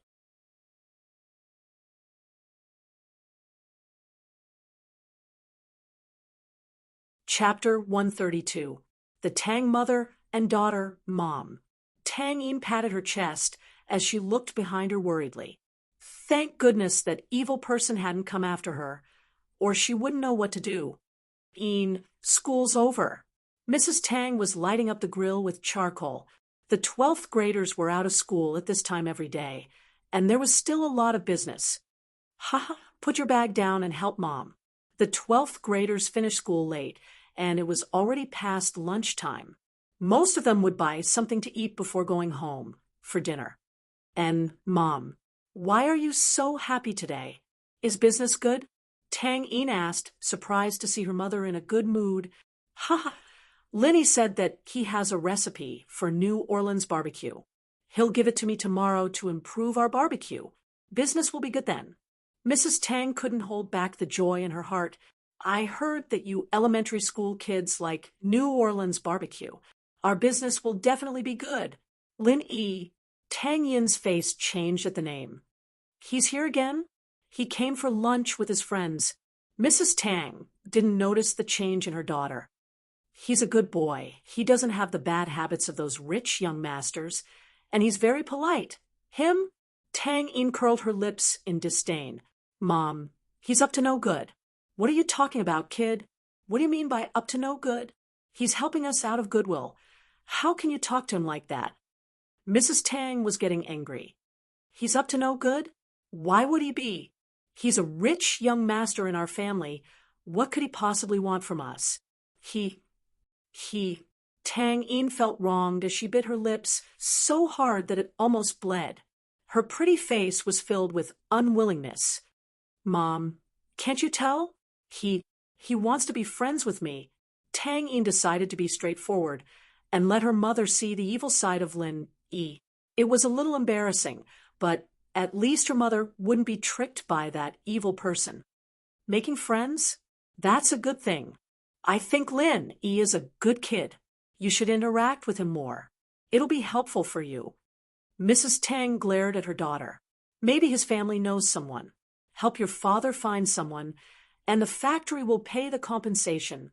You little girl, you don't know anything. Don't you understand the ways of society? Didn't Wang Jiaming in the factory just cut off a piece of flesh from his finger on the lathe? What kind of injury was that? However, the son-in-law's uncle was a small leader in the street office, and the factory director, Sun Laifu, that bastard, compensated him with 10,000 yuan in medical expenses, and even visited him. Look at how easy it is to get things done with connections. Mom, Tang Yun felt even more wronged. She didn't think that her words would cause her mother to complain so much, but her mother was telling the truth. How could Tang Yun not understand? However, how could her mother understand the lives of these rich young masters? Playing with women was as normal as changing clothes. Why would they help with the trivial matters of their own families? Not to mention making friends. Even if it was that, wouldn't it be of no use? Mom, don't tell me you forgot about Xiaofan? That person said that he would help Xiaofan's family. What about now? Tang Yun didn't argue with her mother. How can that man be compared to Lin Yi? He's far from it. Mrs. Tang snorted. I said that the man had shifty eyes and was just a hooligan. He doesn't know how to show off just because his family has some money. I even told you to stay away from him. Your mother has lived for so many years. I can tell who's good and who's bad. Tang Yun was speechless. It seemed that her mother was tricked by Lin Yi's act. She was actually speaking up for him. You girl, you're stubborn. You're just like me back then. You can't see the ways of the world. When I was in the factory, I was also the flower of the factory. At that time, the workshop director introduced his son to me. I didn't like that kid. Instead, I fell in love with your father, a skilled worker. What happened in the end? Mrs. Tang didn't wait for Tang Yun to speak. She started lecturing again. The workshop director's son opened a travel agency. He earns a few million a year. Look at your father. No one cares for him. When he's injured, I have to work myself to death every day to support the family. Why can't you understand? If I could choose again, I'd definitely choose the workshop director's son. I'd be a rich wife. How can I work myself to death every day? Her mother's words made Tang Yun silent. Indeed, her mother's words were very sophisticated. But Tang Yun didn't blame her anymore. What kind of woman would take care of the household by herself? During the day, she had to set up a stall outside to support her husband's medical expenses. At night, she had to take care of her paralyzed husband. She couldn't even sleep when her husband was asleep. She had to prepare the ingredients for the barbecue stall the next day. It was no wonder that her mother had such selfish thoughts. However, Tang Yun didn't agree with her mother's thoughts. A woman shouldn't rely on a man, right? Through her own hard work, she could make a name for herself. She could give her family a good life. All right, Mom, I'll stop talking. If you want his recipe, then take it. I don't care anymore. Tang Yun didn't want to make her mother angry. She lowered her head and started helping her mother. Then tomorrow, go to his class and get the recipe. Don't forget to thank him. Mrs. Tang sighed after seeing Tang Yun's reluctance. You girl, it's not like you'll die if you say a few good words to him. Tang Yun was busy arranging the meat skewers when she heard her mother's words. Her hand trembled, and a skewer fell to the ground. What are you doing, you stupid girl? Why are you so careless? Mrs. Tang's heart ached. That was 1 yuan. She quickly picked it up and put it aside. I'll wash it later. I'll barbecue it for your dad tonight. Usually, the family wouldn't bear to eat the barbecue skewers themselves. They would only give it to Mr. Tang if they couldn't sell it or if they weren't fresh. Tang Yun and her mother wouldn't bear to eat it. Mom, I don't want to get it. Can't you just ask him to bring it himself? Tang Yun didn't want to go to Lin Yi. Asking her to go to Lin Yi herself? What was wrong with that? Mrs. Tang almost died from anger at her daughter's words. He gave us the recipe and you want him to bring it himself? What are you thinking? Do you think he owes you? But Tang Yun lowered her head and pouted. She was unhappy. Girl, if you don't want to go, I'll go tomorrow, Mrs. Tang said helplessly.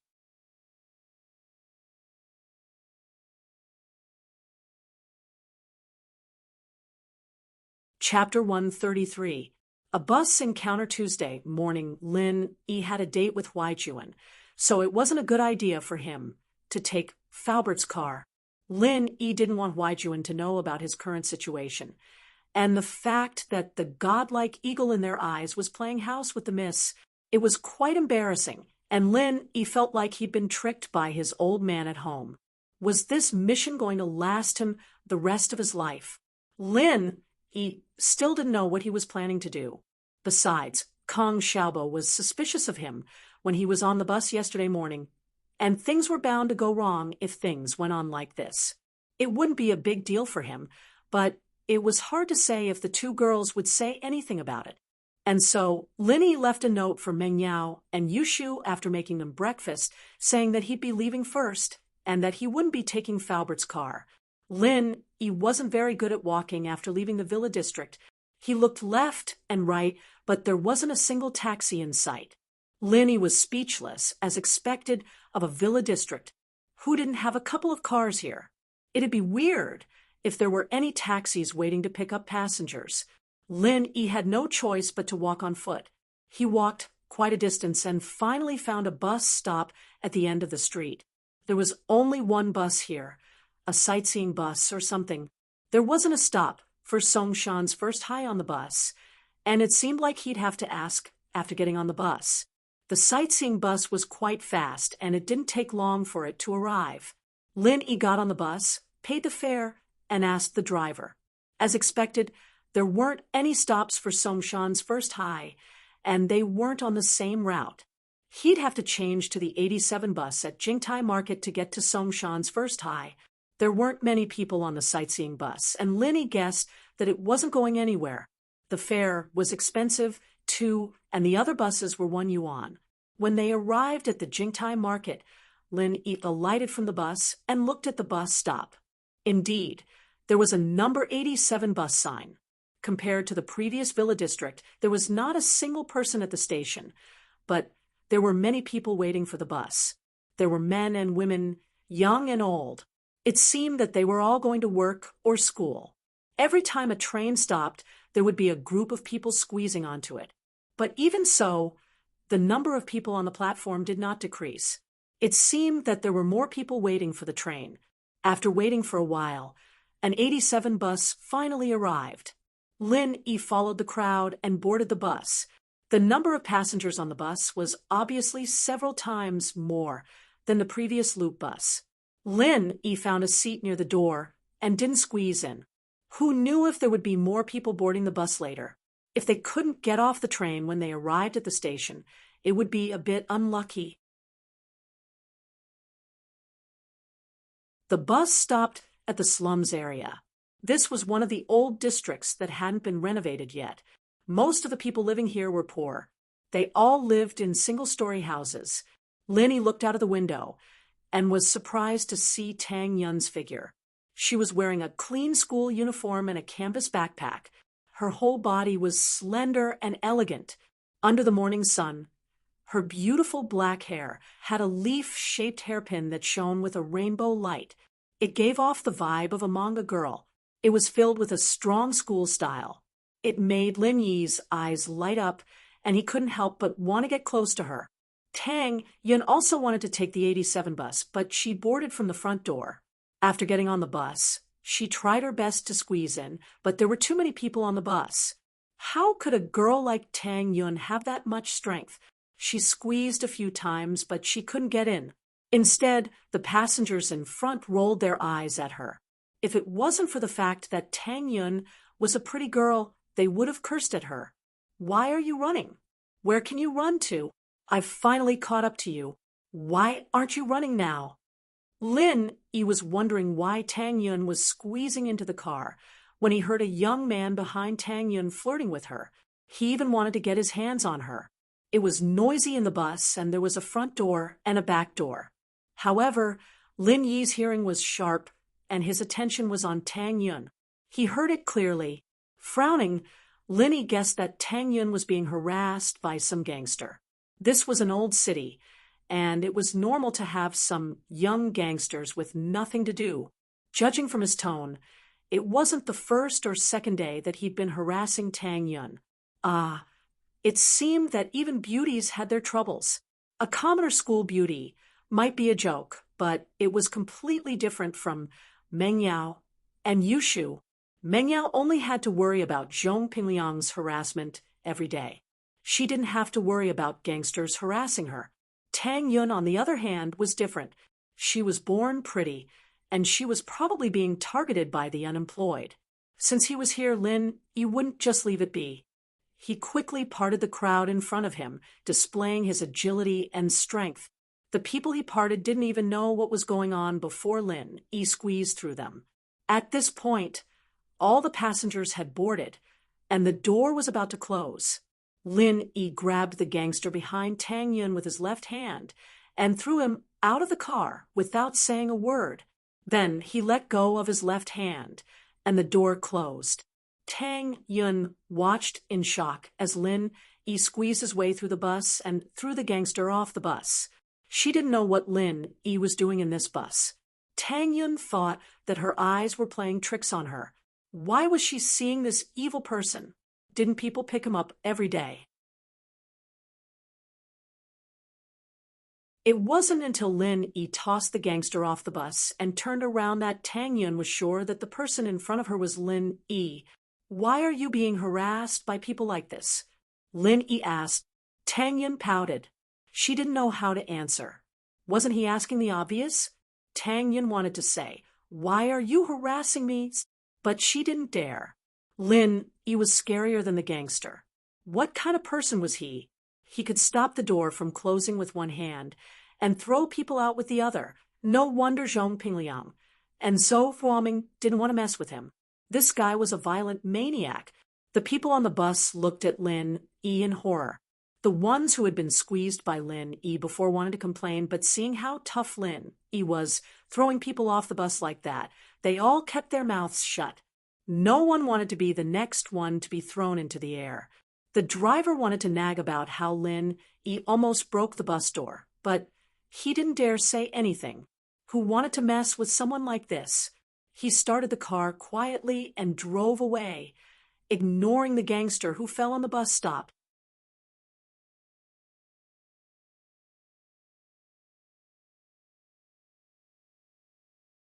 Chapter 134.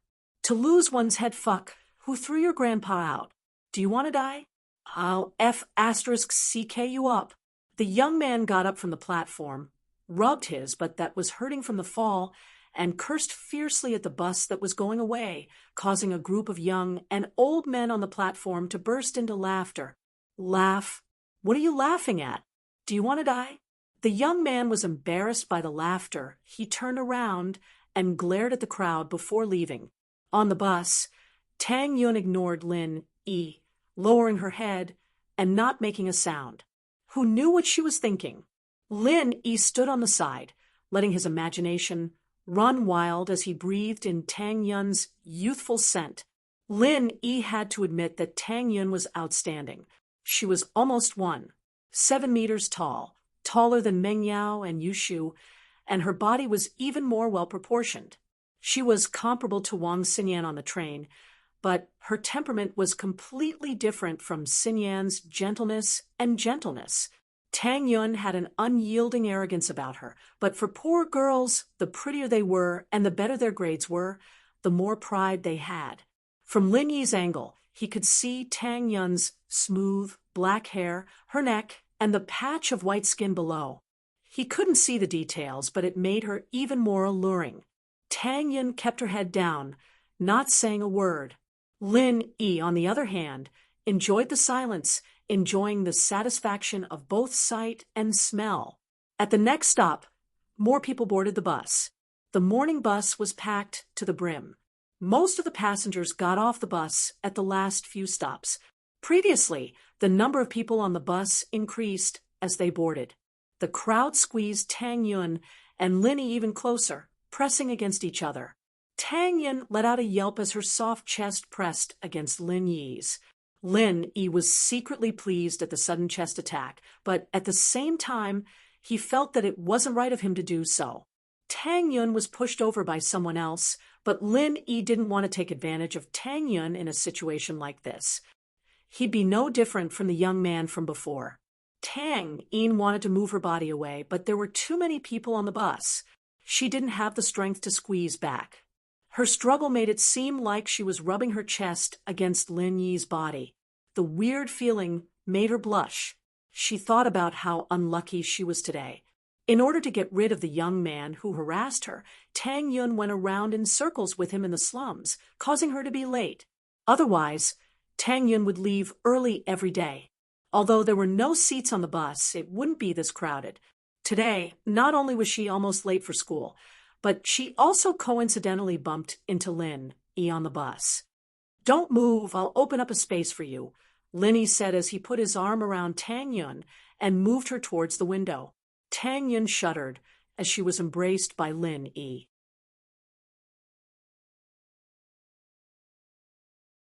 She wanted to resist, but seeing Lin Yi's clear eyes and his intentions, she couldn't help but shut her mouth. Did he really want to help her? She could only hope that was the case. Tang Yun was protected by Lin Yi to the window. Lin Yi suddenly used his arm to open up a space for Tang Yun, and the two separated. Although Lin Yi was reluctant, he didn't like this way of taking advantage of others. Looking at Tang Yun's unwilling look, she wouldn't feel at ease even if she took advantage of others. The people on the bus could only glare at Lin Yi's actions. The bus was already crowded, and he still wanted to open up a space to please his girlfriend. Wasn't that a bit immoral? Someone wanted to blame Lin Yi. Of course, these people came after they got here, and they didn't know about Lin Yi's glorious actions. They were just about to speak up when a kind-hearted person next to them stopped them. "Don't stand up, there was a young man just now." And he threw him out of the car. The person who wanted to stand up quickly shrunk his head. What a joke. It was better not to provoke this kind of person. He could open up a space because he was strong and capable. Why should they care about it? However, Lin Yi and Tang Yun's current position was a bit ambiguous. Other than this special environment, if it was in any other place, Lin Yi's embrace would look like a scene of a hoodlum teasing a female student. Tang Yun lowered her head, and her heart wasn't calm. She was a bit nervous and a bit surprised. Lin Yi really didn't take advantage of her further. This was a completely different person from the evil person in her heart. Such a good opportunity. Why didn't he take it? If it was before, it would be better. She had already laid her cards on the table yesterday, and he didn't need to pretend anymore. But today, Tang Yun scolded herself for being stupid. Wasn't it better if he didn't take advantage of her? Was it only right for this evil person to take advantage of her? As more and more people came up, Tang Yun felt that the car was getting more and more crowded. But the space Lin Yi used to protect her didn't change at all. Tang Yun was a bit surprised. She looked over and saw that Lin Yi's back was about to emit smoke, and his arms were about to squeeze out people's lives. But Lin Yi still maintained the same position as before. There was no change at all.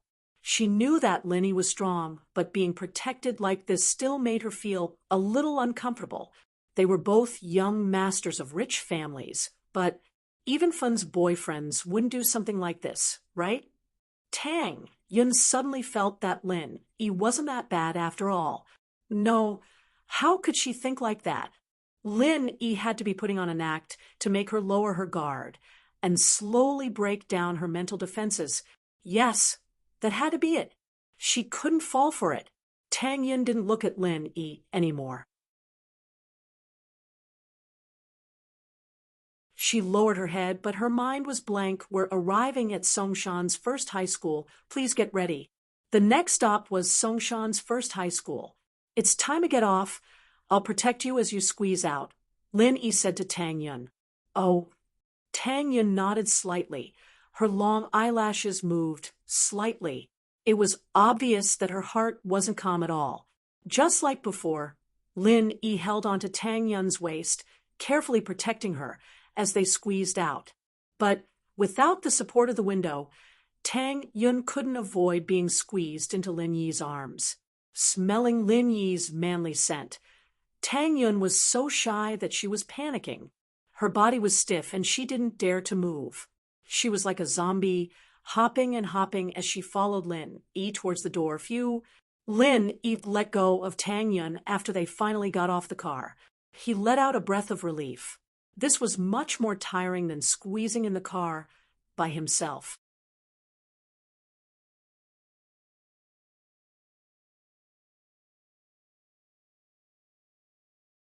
Chapter 135. Who was stalking who? Could it be that after she reprimanded him, he changed for the better? Did he give up on hitting on her? But that shouldn't be possible. The most important question was, why would Lin Yi be on the bus? Didn't he have a private car? Did you sit in the same car as me on purpose? Tang Yun asked the question in her mind. On purpose? Lin Yi smiled bitterly as he rubbed his nose. I got on the bus first. How was I supposed to know that you'd get on at the slums? Do you think I can predict the future? Lin Yi subconsciously touched the jade pendant on his chest. He really could predict the future. It was just that the prediction wasn't very powerful, and he didn't know what it was. He couldn't read the signal, so he didn't know what it meant. Tang Yun blinked at Lin Yi's response. She was right. She got on the bus after him. How could he be so sure that she'd get on the same bus? Even if he knew that she'd take the 87 bus, there was no way they'd coincidentally bump into each other. Not to mention that she'd been late to get rid of that little gangster.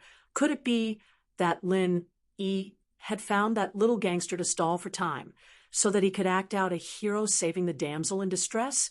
Tang Yun found the thought laughable. She could tell that Lin wasn't someone who would do something like that. He was an arrogant guy, after all, and wouldn't do something like that. That little gangster had been pestering her for a long time, and Lin Yi hadn't transferred yet. It was almost impossible. Oh, Tang Yun nodded, accepting Lin Yi's explanation. The two really did bump into each other by coincidence. Is there anything else? Lin Yi saw Tang Yun standing in front of him.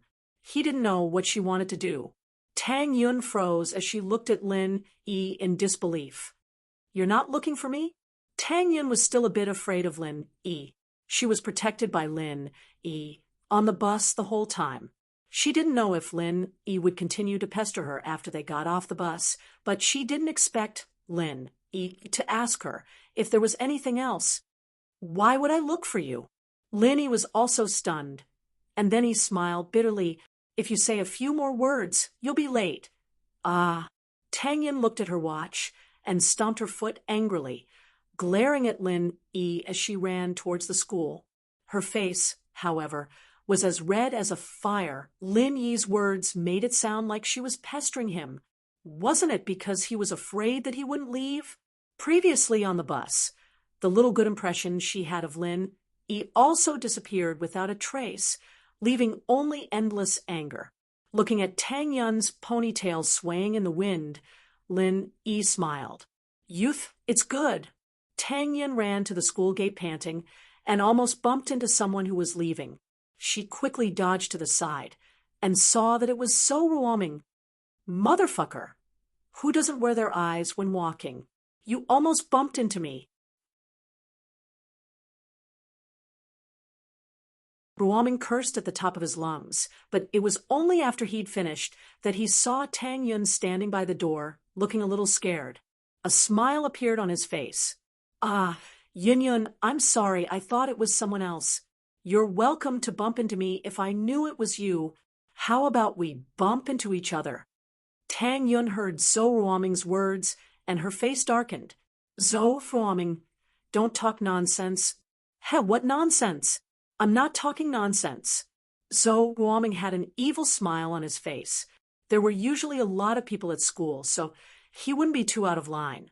But now that it was past school time, and there were no people at the gate, Zhou Ruoming couldn't hold it in anymore. Yun Yun, have you thought about it? Do you want to be friends with me? You, get out of the way. So Ruoming blocked the door, and Tang Yun couldn't get in. She could only force him to move. Promise me, and I'll get out of the way. Ruoming said with a lascivious smile. You. Tang Yun bit her lips at Zhou Ruoming's shameless behavior. This guy was even more shameless than Lin Yi. If it were Lin Yi, he wouldn't force her like this, would he? The moment she cried or felt wronged, Lin Yi would definitely leave. Or maybe she'd just step on his foot and stop him from moving away.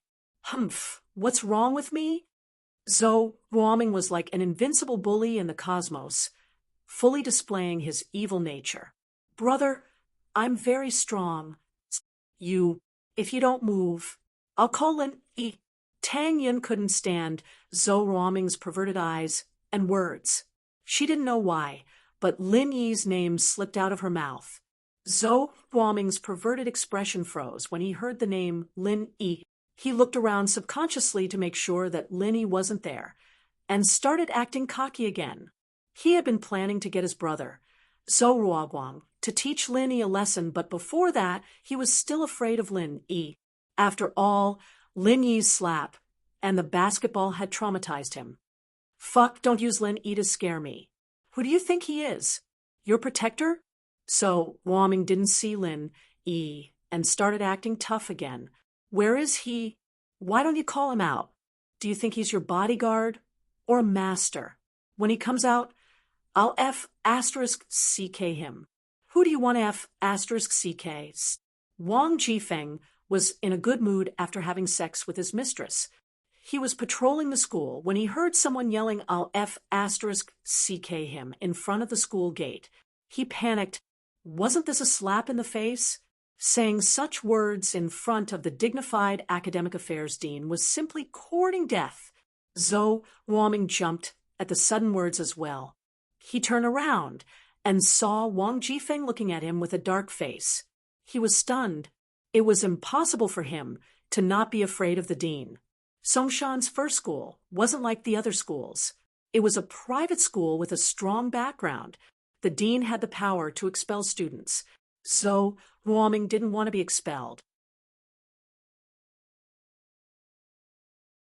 Tang Yun let out a sigh of relief when she saw Wang Jifeng.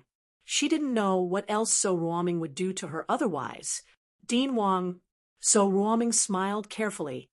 I wasn't just yelling. It's just that I'm under a lot of pressure from school. I'm just venting. Venting? Why don't you go home and vent with your dad? Wang Jifeng frowned. Although Zhou Ruoming's dad was a big shot, Wang Jifeng didn't care about him. The dean of Songshan's first school was a lucrative position.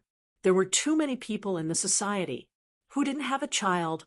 It didn't matter how capable your parents were. You still had to have a good relationship with the dean and the principal.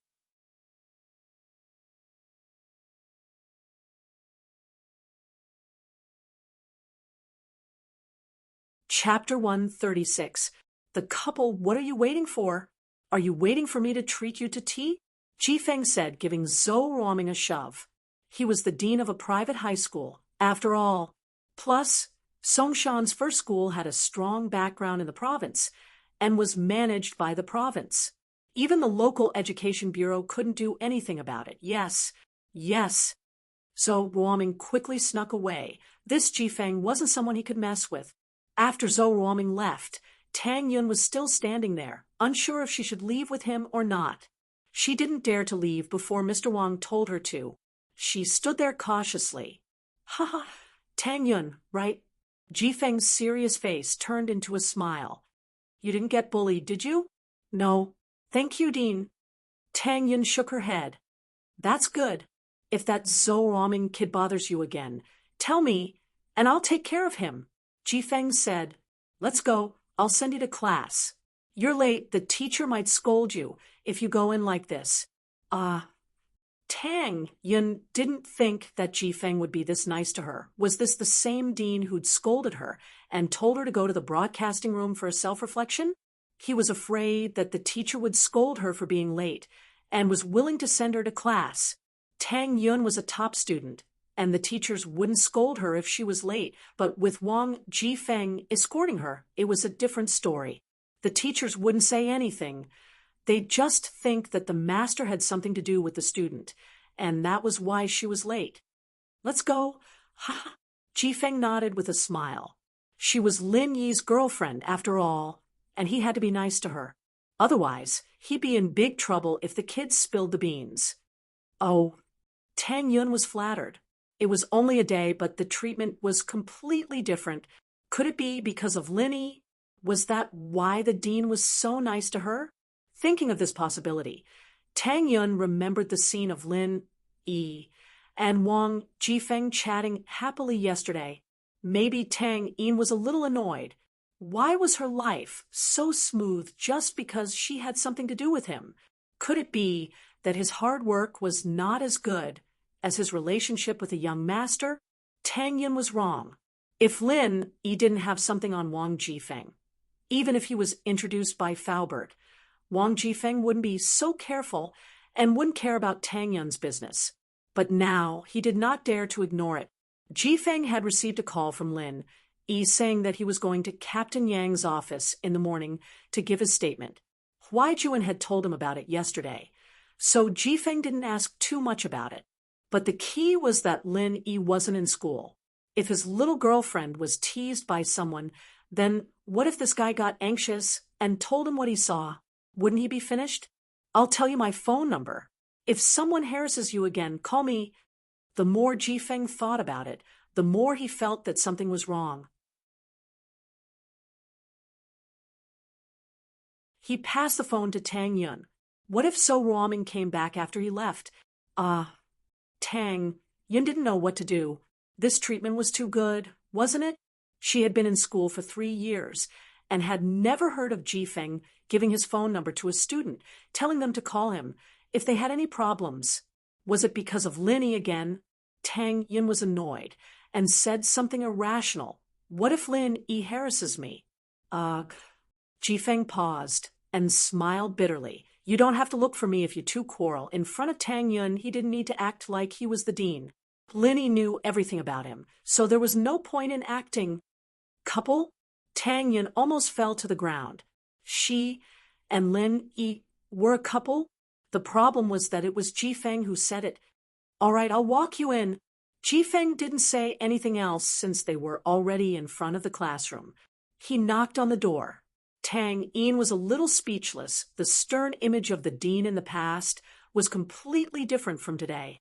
Was this still the same Dean Wang who'd flown into a rage when he found out that boys and girls were being intimate in the school grounds? The homeroom teacher quickly opened the door. When she saw the dean knocking, Dean Wang, what's the matter? Oh, nothing. I'm here to send Tang Yun here. Jifeng pointed at Tang Yun. She's a good student, not bad. And when it comes to treating students well, as a teacher, you should be more lenient and give your students some freedom. Don't interfere too much with her personal affairs. Wang Jifeng gave Tang Yun's homeroom teacher a hint. What if she found out about Tang Yun and Lin Yi? She'd interfere, and that brat would use Wang Jifeng as an excuse. So Wang Jifeng made it very clear. Okay. Tang Yun's homeroom teacher paused. What was the relationship between Tang Yun and Dean Wang? Why would Dean Wang talk to her like that? Because of Tang Yun's good grades, the homeroom teacher treated Tang Yun well. But with the dean's special attention, things were different. And if there's nothing else, I'll be leaving first. Jifeng nodded and turned to Tang Yun. Call me if you need anything. Oh, bye. Dean Wang. Tang Yun's mind was a mess. All she could think about was the couple Jifeng mentioned earlier. Damn it. Did Lin Yi say something to Dean Wang? Did Dean Wang misunderstand? But what was Lin Yi's background? Why would Dean Wang side with him? What happened this morning reminded Tang Yun of an important problem. It wasn't like Ruoming and Pin Liang didn't have any background, and Wang Jifeng didn't treat them kindly. Wouldn't they be like mice in front of a cat if they met Wang Jifeng? But Lin Yi was different. Tang Yun was starting to doubt her guesses. Was it because of Lin Yi's background? That didn't seem to be the case. Could it be that Lin Yi had another side to him. Returning to her seat, Tang Yun took out her textbook but couldn't focus. Her mind and heart were filled with the scene of Lin Yi protecting her on the bus this morning and Jifeng's weird words. Why was she so unlucky? Why did she have to meet a guy like this right before graduation? Was she unable to escape from his palm? Tang Yun sighed in disappointment. What made her speechless was that even her mother was bewitched by this person. Tang Yun suddenly remembered something important. Her mother told her to ask Lin Yi for the recipe today. She was so nervous and panicked that she forgot about it this morning. When she got off the bus, she was confused by Lin Yi's words and didn't ask for the recipe on the way.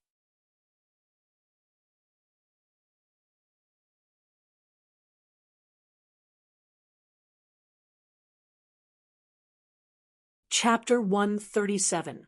So it's you, Lin Yi pulled out his phone and dialed up Huaijuan as he watched Tang Yin run off. Old Yang, where are you? Lin Yi asked as the call connected. I'm at Wangjia Alley, behind Yizhong. I say, Lin Yi, what did you call me? Old Yang? Why does it sound so weird to me? Huaijuan said, you can call me Junzi or Hound, but don't call me Old Yang. Do I look that old to you? All right, I'll call you June Bro then. I'm younger than you outside, so calling me Junzi isn't very appropriate. Lin Yi said, I'm here at the bus stop in front of Yizhong. I'll be right there. Huaijuan said. A police car stopped in front of Lin Yi a while later, and Huaijuan poked his head out of the window. Get in, Lin Yi. Lin Yi nodded as he got into the passenger seat. Huaijuan started the car up slowly. You don't say. The medicine you gave me is really effective. I don't feel any pain at night after taking it for a day. You think it's a miracle medicine? I'm a god. One day, and it doesn't hurt anymore? Lin Yi smiled bitterly. It's just a psychological effect, I think. A little, but it's much better. I can sleep without the painkillers. Huaijuan said. It's just a little painful. That's more like it. It was for sure that the pain had lessened, or all of Lin Yi's medicine would have been for nothing. But it was bullshit to say that it would be better in a day. Even Lin Yi wouldn't believe it. But why didn't you take the painkillers? I was thinking about holding it out for a bit. Plus, it's not good to keep taking the painkillers, is it? Huaijuan explained. Who told you that? Lin Yi was speechless. There's no side effects. It's just to support you. Fine. It's up to you if you want to hold it out. Fuck, why didn't you say so earlier? Huaijuan cried out in regret. The pain from last night had lessened a bit, but it was only a tiny bit. Heh? Lin Yi shrugged. I thought that hounds wouldn't be so stupid. You bastard. Huaijuan could only accept his bad luck. Right? Did Song come looking for you? Little Song? Lingshan? Lin Yi guessed that the Song Huaijuan was talking about was Lingshan. Why is she looking for me? Isn't it because of the bank robbery?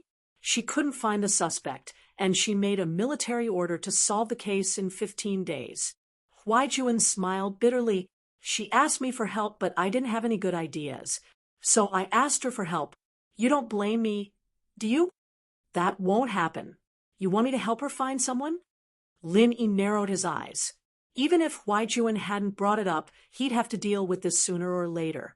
Peng Zhan had made it clear that Meng Yao was an important part of his mission, and if something were to happen to Meng Yao, there'd be no point in his mission. Naturally, Lin Yi had to get rid of any potential threats. It was just a couple of bank robbers. Lin Yi didn't care about them at all. They were just small fries, and he'd leave them to the police. Lin Yi was more concerned about Zihua Bro. Just who was this guy? Everyone in the squad knows that the enemy you've set your sights on won't be able to escape. Pray that the eagle has set its sights on rarely ever escapes. Huaijuan said with a smile. Poor Song, he transferred from the army to the civilian sector. He's always trying to get recognized for his achievements, but he's met with a case like this. Ah, I see that you're quite sympathetic, Linny said with a smile. It can't be helped. I've been a cop for a long time, and I've seen too many things. I've gotten sentimental. Huaijun nodded. I don't care if you two have that kind of relationship or not. I've said what I need to say. You decide. We'll talk about it when she comes looking for me. She hasn't come looking for me yet. Anyway, Linny said. The car drove into Songshan Medical University, heading straight for the family villa area. The person who treated you, he's from this university? Lin Yi suddenly remembered someone. Guan Shuamin, the one who'd given him his name card back at the bookstore. He seemed to be the dean of one of the departments in this university, and Linny wondered if Huaijun would know him. Yeah, he's a really good old man, and he's got a really good reputation both in the country and abroad. But when he saw the prescription you gave me, he was really excited, especially when he heard that I'd gotten better after drinking the medicine you gave me. He pushed everything away this morning waiting for you at home. You make me sound like some big shot, Linny said with a smile. Then, let's hurry up. We shouldn't keep the old man waiting. Lin Yi had a lot of respect for the old man, even if his medical skills weren't as good as Lin Yi's. That was only because he hadn't been taught by the right person. His old man, Lin, was practically a cornucopia of Eastern medicine. He'd heard that he'd spent most of his life in the Miaozhong region of Yunnan, linking Eastern medicine and Eastern medicine together. It was also during that period that he'd met his master. The old man wouldn't talk about this part of history much, only talking about it when he was drunk. Lin Yi could tell that the old man and his master were friends who'd gone through life and death together. As a result, Lin Yi's medical skills and kung fu skills were a huge advantage. He'd be nothing more than a normal person if it weren't for this old man and his master. After careful registration, the car entered the neighborhood and stopped in front of a villa. We're here, Huaijun said as he got out of the car and pressed the doorbell. Lin Yi followed behind as he studied the surrounding villas. It seemed that the people living here weren't ordinary people. It didn't take long for the door to open. The door could be controlled by remote control, but the owner of the villa still came downstairs and opened the door himself, standing there solemnly with a respectful and solemn expression on his face. Lin Yi looked at the owner of the villa in surprise. The owner, on the other hand, froze at the sight of Lin Yi, a look of disbelief on his face. You're... The young man stared at the young man in disbelief. Elder Guan, it's me. We met at the bookstore, Lin Yi said politely with a smile. Nice to meet you, Elder Guan. Thank you for coming to pick me up personally. So it's you? I knew it. The old man looked at Lin Yi in shock. I underestimated you back then. I'm really sorry, but it doesn't really matter if you don't study at my school.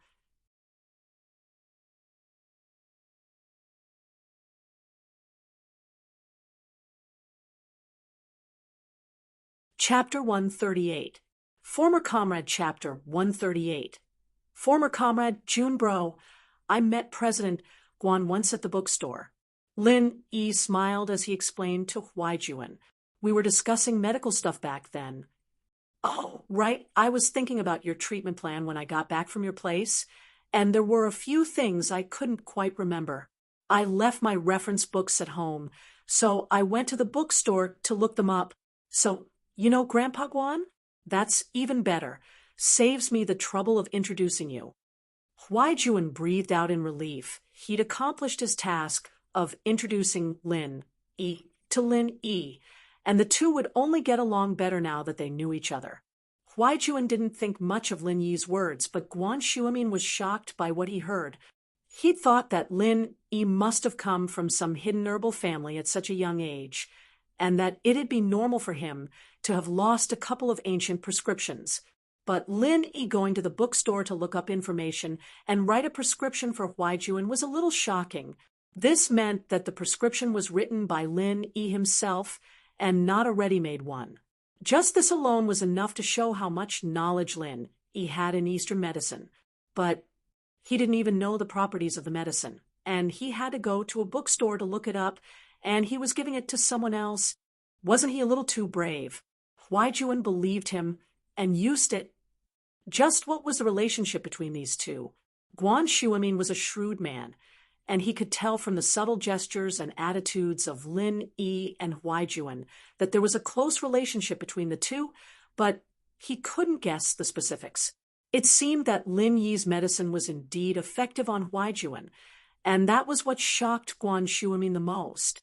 It seemed that Lin Yi wasn't relying on his family's prescriptions, but that he really was skillful. Today's meeting was something to look forward to. I'm sorry. Guan Shuimin shook his head, a little embarrassed. Back then, I even asked you to apply for my Chinese medical academy. There's no one in the academy who can teach you. You should be our teacher. Heh, Director Guan, you must be joking. Lin Yi replied politely, what I know is just some unorthodox things. After all, my main profession is not studying traditional Chinese medicine. What? Don't you study Chinese medicine? Guan Shuimin was even more shocked by Lin Yi's words. He even thought to himself, is this kid trying to show off in front of me? Huai Juan's illness was something that countless specialists couldn't do anything about, and yet you cured him so easily? Isn't Eastern medicine your main profession? However, seeing the sincerity on Lin Yi's face and connecting it to Lin Yi's words in the bookstore that day, Guan Shuimin had no choice but to believe what Lin Yi said. Yeah, I'm a 12th grader right now. Lin Yi said, scratching his head. Actually, June Bro knows about me, right? Huai Juan didn't know what to say. There was no way he could tell Guan Shuimin about Lin Yi's condition. He looked at Lin Yi, troubled. How was he supposed to tell Guan Shuimin if he didn't? Lin Yi didn't want to hide anything from Guan Shuimin anyway. He was the one who'd been treating Huai Juan's injuries all this time, so he had to know how Huai Juan got injured and what kind of job Huai Juan did in the past. He wouldn't have been able to come up with the most effective treatment plan otherwise. There was no need to hide anything from Guan Shuimin. Besides, fighting alongside Huai Juan was only a small part of his life. Guan Shuimin, June Bro, and I used to be comrades. Comrades. Guan Shuimin paused at the word, his expression changing abruptly. Shuimin knew what Huai Juan used to do, and Huai Juan's comrades in arms were. Lin Yi didn't look more than 20 years old, did he? He'd said that he was a 12th grader right now, and he was Huai Juan's comrade? Wasn't this a little too miraculous? Guan Shuimin finally understood why Huai Juan had dared to drink the medicine Lin Yi gave him. He didn't know that Lin Yi was a miracle doctor, but the friendship and trust they built through battle wasn't something ordinary people could compare to. How did Lin Yi turn into a high schooler again? Guan Shuimin didn't know what was going on, but he didn't ask for the details since it might be confidential information. So you and Lil Yang are comrades. Look at me. All I can do is talk. Come in. Let's talk inside. Guan Shuimin realized that he was still blocking the entrance of the villa and hadn't invited anyone in. This was also because he was too shocked. Otherwise, Guan Shuimin wouldn't have made such a low-level mistake. It's fine. Lin Yi smiled. You don't have to be so courteous, Mr. Guan. June Bro would have lost his life if it weren't for you. I should be the one thanking you. You don't have to be so courteous with me. You're an elder, and I'm a junior. There's no need to be so polite. There's no such thing as seniority. Guan Shuimin said with a wave of his hand. I'm old enough to understand that.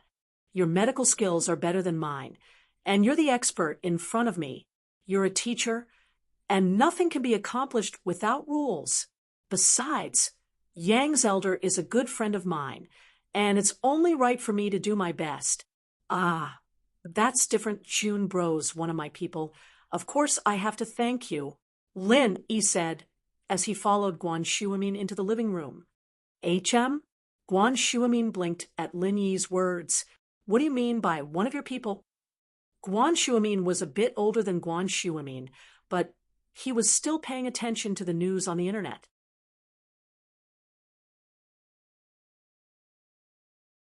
A chill ran down Guan Shuamin's spine when he heard Lin Yi say that Yang Huaijuan was one of his people. There couldn't be something going on between the two, could there? But Yang Huaijuan wasn't someone like that, and Lin Yi didn't look like that either. What did he mean by that? Both Huaijuan and Lin Yi thought of something at the same time when they saw the weird look on Guan Shuamin's face. Huaijuan understood what Lin Yi was getting at, but Guan Shuamin didn't. Huaijuan explained with a bitter smile. Grandpa Guan, Lin Yi, used to be the captain of our squad, and he's famous for being protective of his subordinates. We're all his people. Ah, Mr. Lin's your captain? Guan Shuamin was even more surprised now. It seemed that Lin Yi was right. Eastern medicine wasn't his main profession. After all, he was good in other areas as well. Or he wouldn't have become Huaijuan's captain.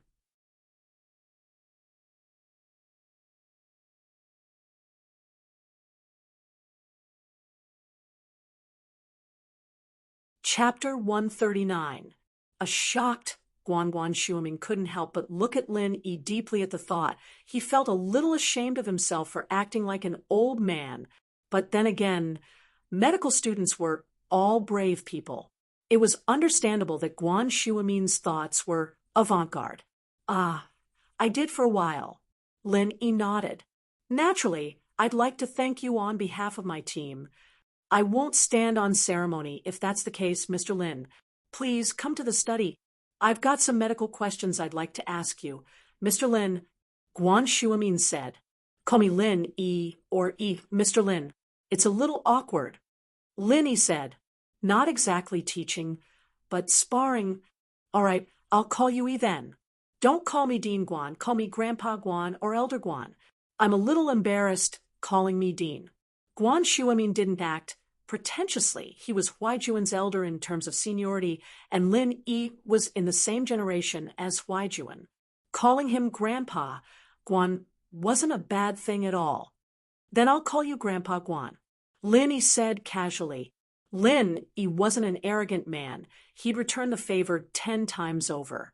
If you're polite to me, I'll respect you even more. The two entered the study. Huaijuan didn't know any medicine, so there was no point in going in.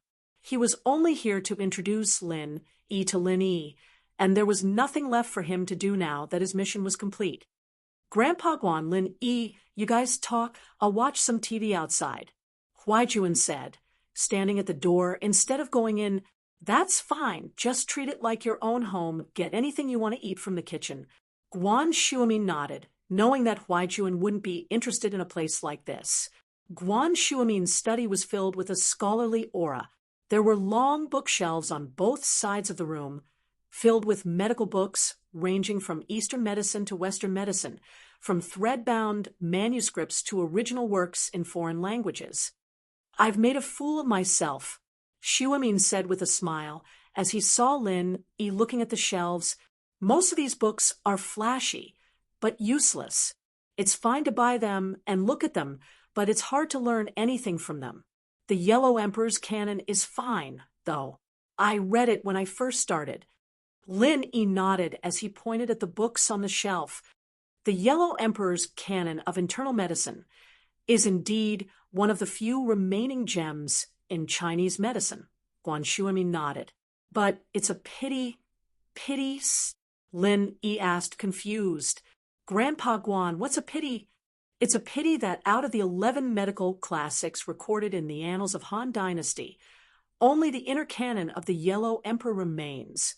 Guan Shuamin said regretfully, the inner canon of the Yellow Emperor is already so impressive. I wonder how good the others are. Lin Yi smiled faintly as he looked at the pained expression on Guan Shuamin's face, not knowing what to say.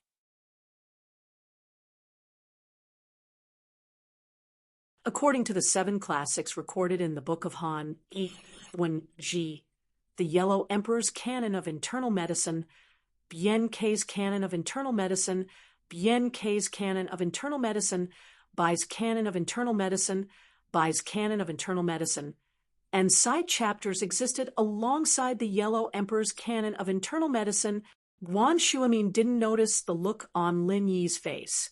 The glory days of Eastern medicine would have been just around the corner if all of these were still around. What a pity! What a pity!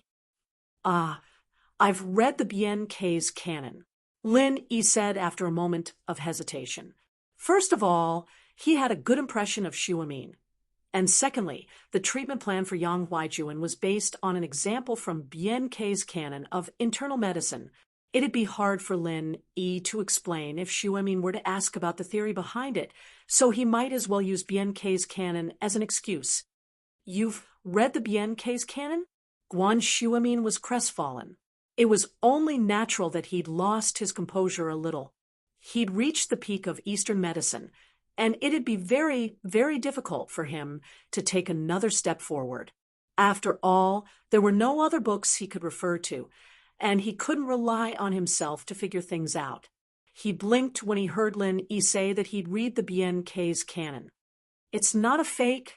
A fake version of Bien K's canon of internal medicine had appeared before, but it was later proven to be the real Bien K's canon of internal medicine.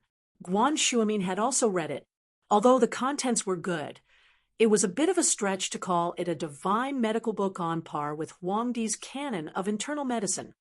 I read some of it from an elder when I was young. Lin Yi nodded. Jun Bro's condition is quite similar to an example from the Bien K's canon.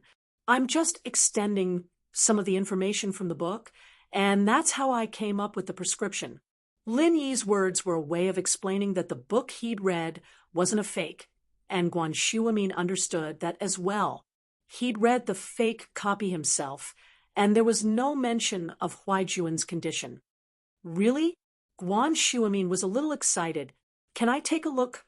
Guan Xuemin smiled bitterly before Lin Yi could say anything. I'm sorry, I lost my composure a little. It's your elders. It's only natural that I wouldn't show it to others. I was being rude. I hope you don't mind. It's nothing. Lin Yi smiled. This elder was naturally his old man. He had brought back a huge pile of rare ancient books from the Miao village in Yunnan. It was said that a trader of the Miao village called Elder Yu had collected them in order to practice his evil arts. In the end, Elder Yu was killed by his shifu, and Elder Yu's belongings were split between his shifu and his old man. I'd like to ask Grandpa Guan to take a look if there's a chance.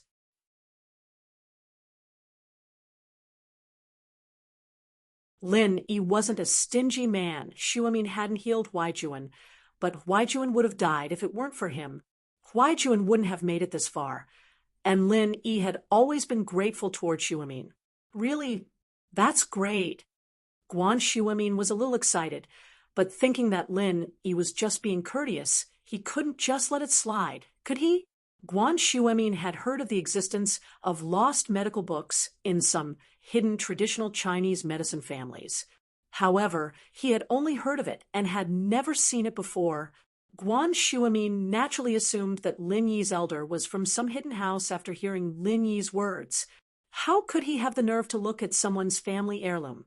So he hurriedly said, "If it's difficult, then forget it. It's fine." It's fine. Lin Yi could make the decision, and his old man wouldn't say anything with his shifu backing him up. I'll bring it back with me the next time I go home. How can I? Guan Xuemin jumped in fright. How could he just take something like that around? What if he lost it? Even if it was a photocopy, it couldn't be passed around. If it's convenient, I'll go with you.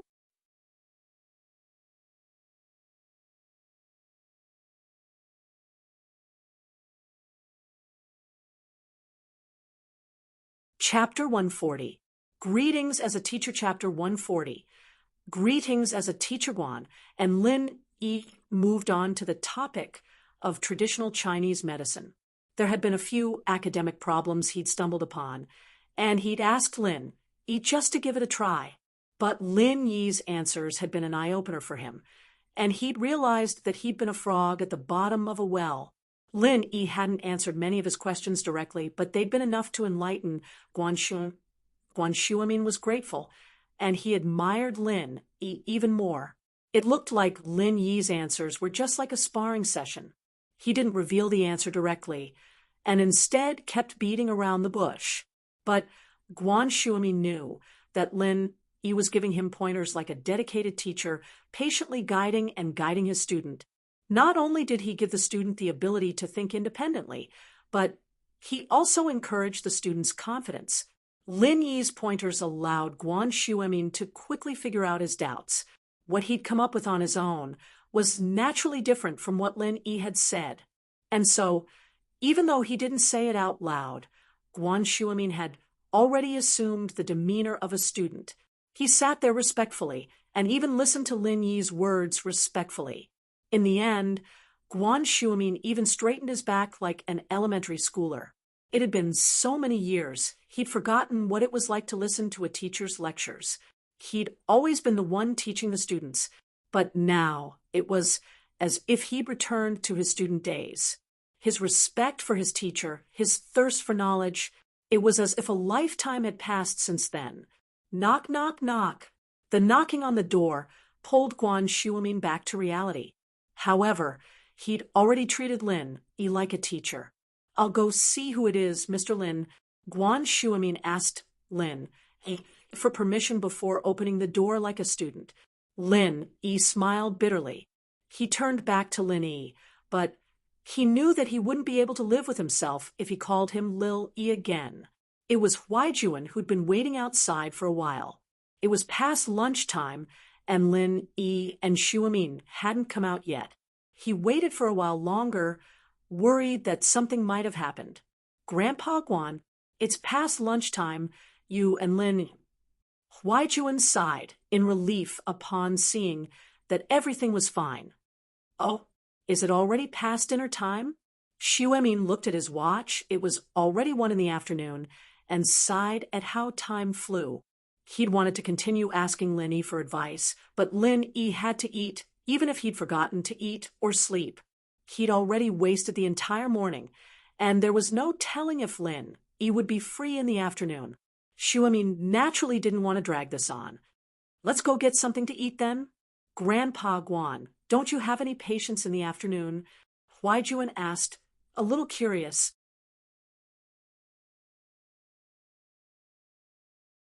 Guan Shuimi had patience every day, but he'd pushed it off for the entire morning in order to wait for Lin Yi's arrival. It was almost afternoon now, however, and he might not make it in time for lunch. "I still can't not eat." Guan Shuimi had wasted Lin Yi's time for the entire morning. He'd feel bad if he didn't treat Lin Yi to a meal, but he did have patience in the afternoon. Elder Lu had promised to come over in the afternoon. "Oh, since Grandpa Guan still has patience, we won't eat first. Brother June and I will go out and eat something," Lin Yi suggested. Noticing Guan Shuimi's awkwardness, "Grandpa Guan, you wouldn't mind if I came over for a free meal next time, would you?" Of course you're welcome." Guan Shuimi was overjoyed to hear that Lin Yi would be coming over again. He knew that Lin Yi was saying it on purpose. "I'll have my granddaughter make some dishes the next time I come. Yang's tried them before. They're just as good as the ones at the big restaurants." "Ah, of course. I'll be looking forward to it then." Lin Yi nodded before heading downstairs with Huaijuan. Guan Shuimi was about to send them off when Lin Yi stopped him. "Grandpa Guan, I won't come over next time if you keep being so polite to me." "All right, I won't be sending you off then." Guan Shuimi knew that Lin Yi was joking, but he still stopped in his tracks. A black Audi A8L stopped in front of the villa just as they were getting into the car. Lin Yi saw a few familiar faces in the rearview mirror. Wasn't that the old man and his son and daughter-in-law he'd met on the business street the other day? Were they here for Guan Shuimi as well? Lin Yi, however, had no intention of going over to greet them. The old man was a nice person, but his daughter-in-law was too weak, and his son was a good-for-nothing, always acting like a yes-man in front of his wife. Lin Yi would have looked down on the old man if it weren't for the fact that he still managed to explode at the end. "You know them?" Huaijuan asked as he watched Lin Yi looking at the people behind them through the rearview mirror. "Nope. Only met them once." "You know them?" Lin Yi didn't talk about what happened on the business street. There wasn't much to say. I've only met them once, too. House Lu from Yenjing, it's a big family. The old man's called Lu Jinhu, and the middle-aged man with him's called Lu Tianyi, a high-ranking official in Yenjing. That woman's his wife, and they're from a big family as well. Huai Juan didn't want to hide anything from Lin Yi. House Lu has a lot of connections in both the business and political circles. Is that so? Lin Yi smiled faintly. No wonder that woman was so cocky that day on the business street, talking about the mayor and firing the health director. What about House Yang? My family's a little weaker than House Lu's, since they're from Yenjing and Lu Tianyi's a real power, Huai Juan said.